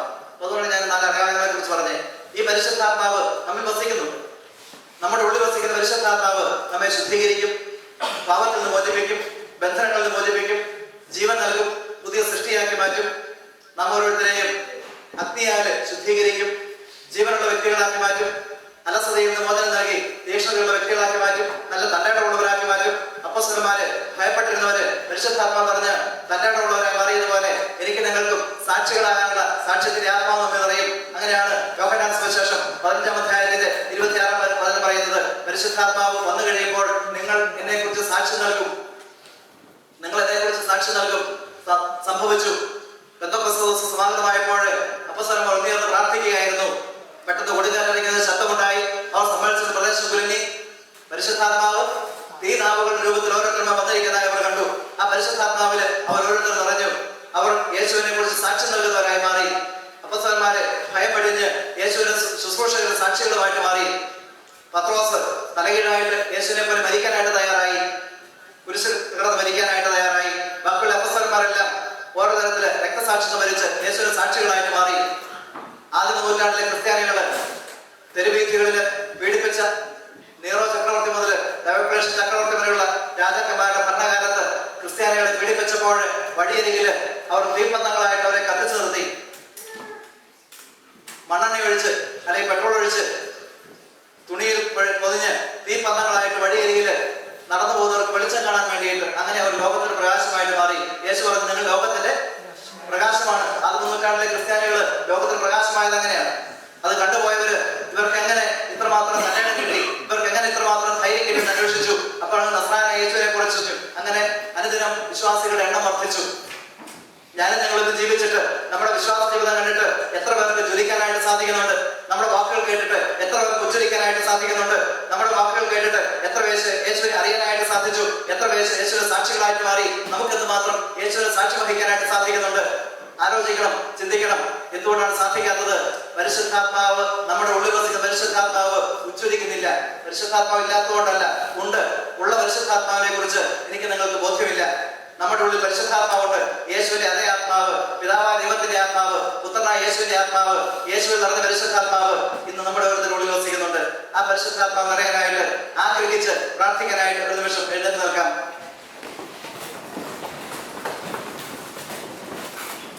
ദൈവത്തിന്റെ പരിശുദ്ധാത്മാവ് നിറയാനായിട്ട് ആഗ്രഹിച്ച് പ്രാർത്ഥിക്കാനായിട്ട് ഒരു നിമിഷം എഴുന്നേറ്റ് നിൽക്കാം. കണ്ണുകളടച്ച് ഒരു നിമിഷം രണ്ട് കൈകൾ ഹൃദയത്തോട് ചേർത്ത് വയ്ക്കാം. കരങ്ങൾ മാറോട് ചേർത്ത് വെച്ച് all children please stand up, close your eyes, please keep both the hands close to your chest. ഒരു കാര്യം മാത്രം പ്രാർത്ഥിക്കുക. ഈശോയെ അങ്ങയുടെ പരിശുദ്ധാത്മാവ് കൊണ്ട് എന്നെ നിറയ്ക്കണമേ. ഈശോയെ അങ്ങയുടെ പരിശുദ്ധാത്മാവ് കൊണ്ട് എന്നെ നിറയ്ക്കണമേ. ഈശോയെ അങ്ങയുടെ പരിശുദ്ധാത്മാവ് കൊണ്ട് എന്നെ നിറയ്ക്കണമേ. യേശു പറഞ്ഞു, തന്നെ വിളിച്ചപേക്ഷിക്കുന്നവരുടെ മേൽ തന്റെ സമ്പത്തോട് സമൃദ്ധമായിട്ട് വർഷിക്കുന്നു. ലൂക്കാസ് സുവിശേഷം 11-ാം അധ്യായം 13-ാം തിരുവചനം അതിനകത്ത് പറയുകയാണ്, ദുഷ്ടരായ നിങ്ങൾ നിങ്ങളുടെ മക്കൾക്ക് നല്ല ദാനങ്ങൾ നൽകണമെന്ന് അറിയുന്നെങ്കിൽ തന്നോട് ചോദിക്കുന്നവർക്ക് ദൈവത്തിന്റെ പരിശുദ്ധാത്മാവിനെ എത്രയധികമായി നൽകുകയില്ല. തന്നോട് ചോദിക്കുന്നവർക്ക് ദൈവത്തിന്റെ പരിശുദ്ധാത്മാവിനെ നൽകി അനുഗ്രഹിക്കും. വിശ്വസിച്ച് പ്രാർത്ഥിക്കേണ്ട സമയമാണിത്. ആഗ്രഹിച്ച് പ്രാർത്ഥിക്കേണ്ട സമയം ഇതാണ്. സ്വീകാര്യമായ സമയം. സ്വീകാര്യ സമയമായ സമയത്ത് ഞാൻ നിങ്ങളുടെ പ്രാർത്ഥന കേട്ടു. രക്ഷ ദിവസത്തിൽ ഞാൻ നിങ്ങളെ സഹായിച്ചു. ഇതാണ് സ്വീകാര്യമായ സമയം. ഇതാണ് രക്ഷ ദിവസം. ഇന്ന് ഇപ്പോൾ ഈ നിമിഷം പ്രാർത്ഥിക്കുന്ന വിശ്വാസത്തോടെ തീക്ഷ്ണതയോടെ ആഗ്രഹിച്ച് പ്രാർത്ഥിക്കുന്ന ഓരോ വ്യക്തിക്കും പരിശുദ്ധാത്മാവിന്റെ നിറവ് അനുഭവിക്കാനായിട്ട് സാധിക്കും. ആഗ്രഹിക്കുക, പ്രാർത്ഥിക്കുക. ഈശോയെ അങ്ങയുടെ പരിശുദ്ധാത്മാവോട് എന്നെ നിറയ്ക്കണമേ. ഈശോയെ അങ്ങയുടെ പരിശുദ്ധാത്മാവോട് എന്നെ നിറയ്ക്കണമേ. ജോയൽ പ്രവചനം 2-ാം അധ്യായം 28 മുതൽ തിരുവചനങ്ങൾ. ജോയൽ പ്രവചനം 2-ാം അധ്യായം 28 മുതൽ തിരുവചനങ്ങൾ. അവസാന നാളുകളിൽ എന്റെ ആത്മാവിനെ ഞാൻ എല്ലാ മനുഷ്യരുടെ മേലും വർഷിക്കും. I will pour out my spirit on all. എല്ലാവരുടെ മേലും എന്റെ പരിശുദ്ധാത്മാവിനെ ഞാൻ വർഷിക്കും. നിങ്ങളുടെ വൃദ്ധന്മാർ സ്വപ്നങ്ങൾ കാണും. നിങ്ങളുടെ യുവാക്കൾ പ്രവചിക്കും. കുട്ടികൾക്ക് ദർശനങ്ങൾ ഉണ്ടാകും. വൃദ്ധന്മാർ സ്വപ്നങ്ങൾ കാണും. സ്വപ്നങ്ങൾ നഷ്ടപ്പെട്ട വാർദ്ധക്യത്തില് ദൈവത്തിന്റെ പരിശുദ്ധാത്മാവ് നിറയുമ്പോൾ പുതിയ സ്വപ്നങ്ങൾ ഉണ്ടാകും. പുതിയ പ്രതീക്ഷകൾ ഉണ്ടാകും. ജീവിക്കാനുള്ള ആഗ്രഹം ഉണ്ടാകും. യേശുവിനായിട്ട് ജീവിക്കാൻ സാക്ഷി നൽകാനുള്ള ആഗ്രഹം ഉണ്ടാകും. നിങ്ങളുടെ യുവാക്കൾ പ്രവചിക്കും. യുവതി-യുവാക്കൾ ദൈവത്തിന്റെ പരിശുദ്ധാത്മാവ് നിറഞ്ഞ് സുവിശേഷത്തിന്റെ സാക്ഷികളായി മാറും. യൗവനം ദൈവത്തിന് സമർപ്പിക്കുന്നവരാകും. സഭാപ്രസംഗം പറയും, ഒന്നിലും സന്തോഷം തോന്നുന്നില്ല എന്ന് നിങ്ങൾ പറയുന്ന വർഷങ്ങളും ദുർദിനങ്ങളും വരുന്നതിന് മുൻപ് യൗവനത്തിൽ തന്നെ സൃഷ്ടാവിനെ സ്മരിക്കുക. ഒന്നിലും സന്തോഷം തോന്നുന്നില്ല എന്ന് നിങ്ങൾ പറയുന്ന വർഷങ്ങളും ദുർദിനങ്ങളും ആഗമിക്കും മുമ്പ് യൗവനത്തിൽ തന്നെ സൃഷ്ടാവിനെ സ്മരിക്കുക. ദൈവത്തിന്റെ പരിശുദ്ധാത്മാവ് നിറയുമ്പോൾ യുവതി-യുവാക്കൾ പ്രവചിക്കുന്നവരാകും. വചനം പഠിക്കും. വചനം പ്രഘോഷിക്കുന്നവരാകും. സുവിശേഷ സാക്ഷികളായി മാറും. കുട്ടികൾക്ക് ദർശനങ്ങൾ ഉണ്ടാകും. ജീവിതത്തെ കുറിച്ച് വ്യക്തമായ കാഴ്ചപ്പാട്. എങ്ങനെ ജീവിക്കണം, എങ്ങനെ പ്രാർത്ഥിക്കണം, എങ്ങനെ പഠിക്കണം, വ്യക്തമായ ദർശനങ്ങള്, കാഴ്ചപ്പാടുകള് ദൈവത്തിന്റെ പരിശുദ്ധാത്മാവ് അറിയുമ്പോൾ എനിക്ക് നിങ്ങൾക്കും മനസ്സിൽ തീക്ഷ്ണതയുണ്ടാകട്ടെ, ആഗ്രഹമുണ്ടാകട്ടെ. പ്രാർത്ഥിക്കുമ്പോൾ ഈ നിമിഷം തന്നെ അത് സംഭവിക്കും. Right now, Lord Jesus, right now, send your Holy Spirit. Sprinkle your precious blood upon us, Lord. Wash us clean. Give us mighty deliverance. Mighty deliverance in the name of Jesus Christ. Mighty anointing in the name of Jesus Christ. Mighty healing in the name of Jesus Christ. Mighty anointing in the name of Jesus. In the name of Jesus. In your mighty name. In your holy name. We pray, O Lord. ഇപ്പോൾ ഈ നിമിഷം ഈശോയെ അങ്ങയുടെ അത്ഭുത നാമത്തില്, അങ്ങയുടെ അതിശക്തമായ നാമത്തില് ഞങ്ങൾ ഉയർന്ന് പ്രാർത്ഥിക്കുന്നു. അങ്ങയുടെ പരിശുദ്ധാത്മാവ് കൊണ്ട് ഞങ്ങൾ നിറയ്ക്കണമേ. ഒരു നിമിഷം രണ്ട് കൈകളെ സ്വർഗത്തിലേക്ക് ഉയർത്താം. രണ്ട് കൈകളെ സ്വർഗത്തിലേക്ക് ഉയർത്തി എന്തെല്ലാം കാര്യങ്ങൾക്ക് വേണ്ടി പ്രാർത്ഥിക്കാനുണ്ടോ ആ കാര്യങ്ങളെല്ലാം ഇപ്പോൾ ഈശോയെ ഏൽപ്പിക്കുക. രോഗങ്ങളാകാം, ദുഃഖങ്ങളാകാം, ഭാരങ്ങളാകാം, പ്രയാസങ്ങളാകാം, പ്രിയപ്പെട്ടവരുടെ മരണമാകാം, ഓർത്തോർത്തുള്ള ദുഃഖമാകാം, എന്തുമായിക്കൊള്ളട്ടെ. പ്രാർത്ഥനയെ വളരാൻ സാധിക്കാത്ത അവസ്ഥയാകാം, ദുശീലങ്ങൾ ഉപേക്ഷിക്കാൻ സാധിക്കാത്ത അവസ്ഥയാകാം, വചനം പഠിക്കാൻ പറ്റാത്ത അവസ്ഥയാകാം, പഠിച്ചത് ഓർമ്മിക്കാൻ സാധിക്കാത്ത അവസ്ഥയാകാം, വചനം പ്രഘോഷിക്കാൻ സാധിക്കാത്ത അവസ്ഥയാകാം, മധ്യസ്ഥ പ്രാർത്ഥന നടത്താൻ പറ്റാത്ത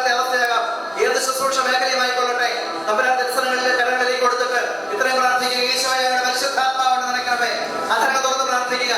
ഈശോയുടെ പരിശുദ്ധാത്മാവ് നിറയ്ക്കണമേ, ഈശോയുടെ പരിശുദ്ധാത്മാവ് നിറയ്ക്കണമേ. എത്രമാത്രം സ്വർഗ്ഗത്തിൽ പ്രാർത്ഥിക്കാൻ സാധിക്കുമോ അടുത്ത 10 പേരെ കേൾക്കട്ടെ, ഒരു 20 പേരെ കേൾക്കട്ടെ.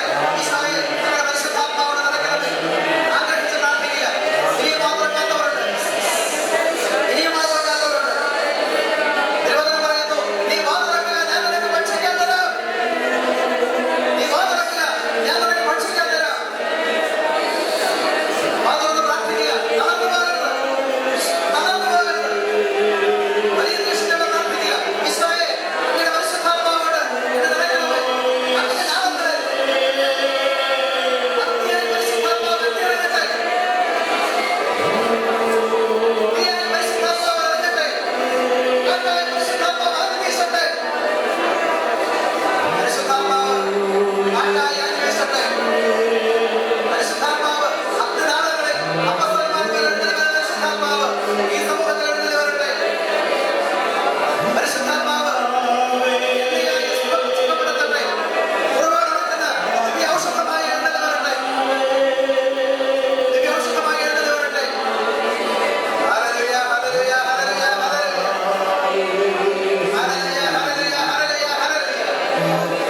Hallelujah, hallelujah, hallelujah, hallelujah. Hallelujah, hallelujah, hallelujah, hallelujah. ആഗ്രഹിച്ച് ആഗ്രഹിച്ച് ആഗ്രഹിച്ച് പ്രാർത്ഥിക്കുക. ആഗ്രഹിച്ച് ആഗ്രഹിച്ച് പ്രാർത്ഥിക്കുക. വിളിച്ച് വിളിച്ച് വിളിച്ച് വിളിച്ച് യേശുവിന്റെ നാമം വിളിച്ച് പ്രാർത്ഥിക്കുക. ഈശോയെ അങ്ങയുടെ പരിശുദ്ധാത്മാവ് നിറയ്ക്കണമേ. അങ്ങയുടെ സ്നേഹം കൊണ്ട് നിറയ്ക്കണമേ. അങ്ങയുടെ പരിശുദ്ധാത്മാവ് നിറയ്ക്കണമേ. ജലമായി ശുദ്ധീകരിക്കണമേ. Hallelujah, hallelujah. കൈകളടിച്ച് പരിശുദ്ധാത്മാവിനെ പ്രാർത്ഥിക്കാം. കൈകളടിച്ച് സ്തുതിക്കാം. ശക്തിയോടെ കൈയടിച്ച്, ശക്തിയോടെ കൈയടിച്ച്, ശക്തിയോടെ കൈയടിച്ച് സ്തുതിക്കാം. ശക്തിയോടെ കൈയടിച്ച്, ശക്തിയോടെ കൈയടിച്ച്. ഇങ്ങനെ ശക്തി പോരാ. ശക്തിയോടെ കൈയടിച്ച് യേശു പ്രാർത്ഥിക്കുക. നന്ദി നന്ദി നല്ല ദൈവമേ, നിത്യവും നയിച്ചിടുന്ന സ്നേഹദൈവമേ. നന്ദി നന്ദി നല്ല ദൈവമേ, നിത്യവും നയിച്ചിടുന്ന സ്നേഹദൈവമേ. താതനും പുത്രനും പാവനാത്മനും ഹല്ലേലൂയ പാടി ഞങ്ങൾ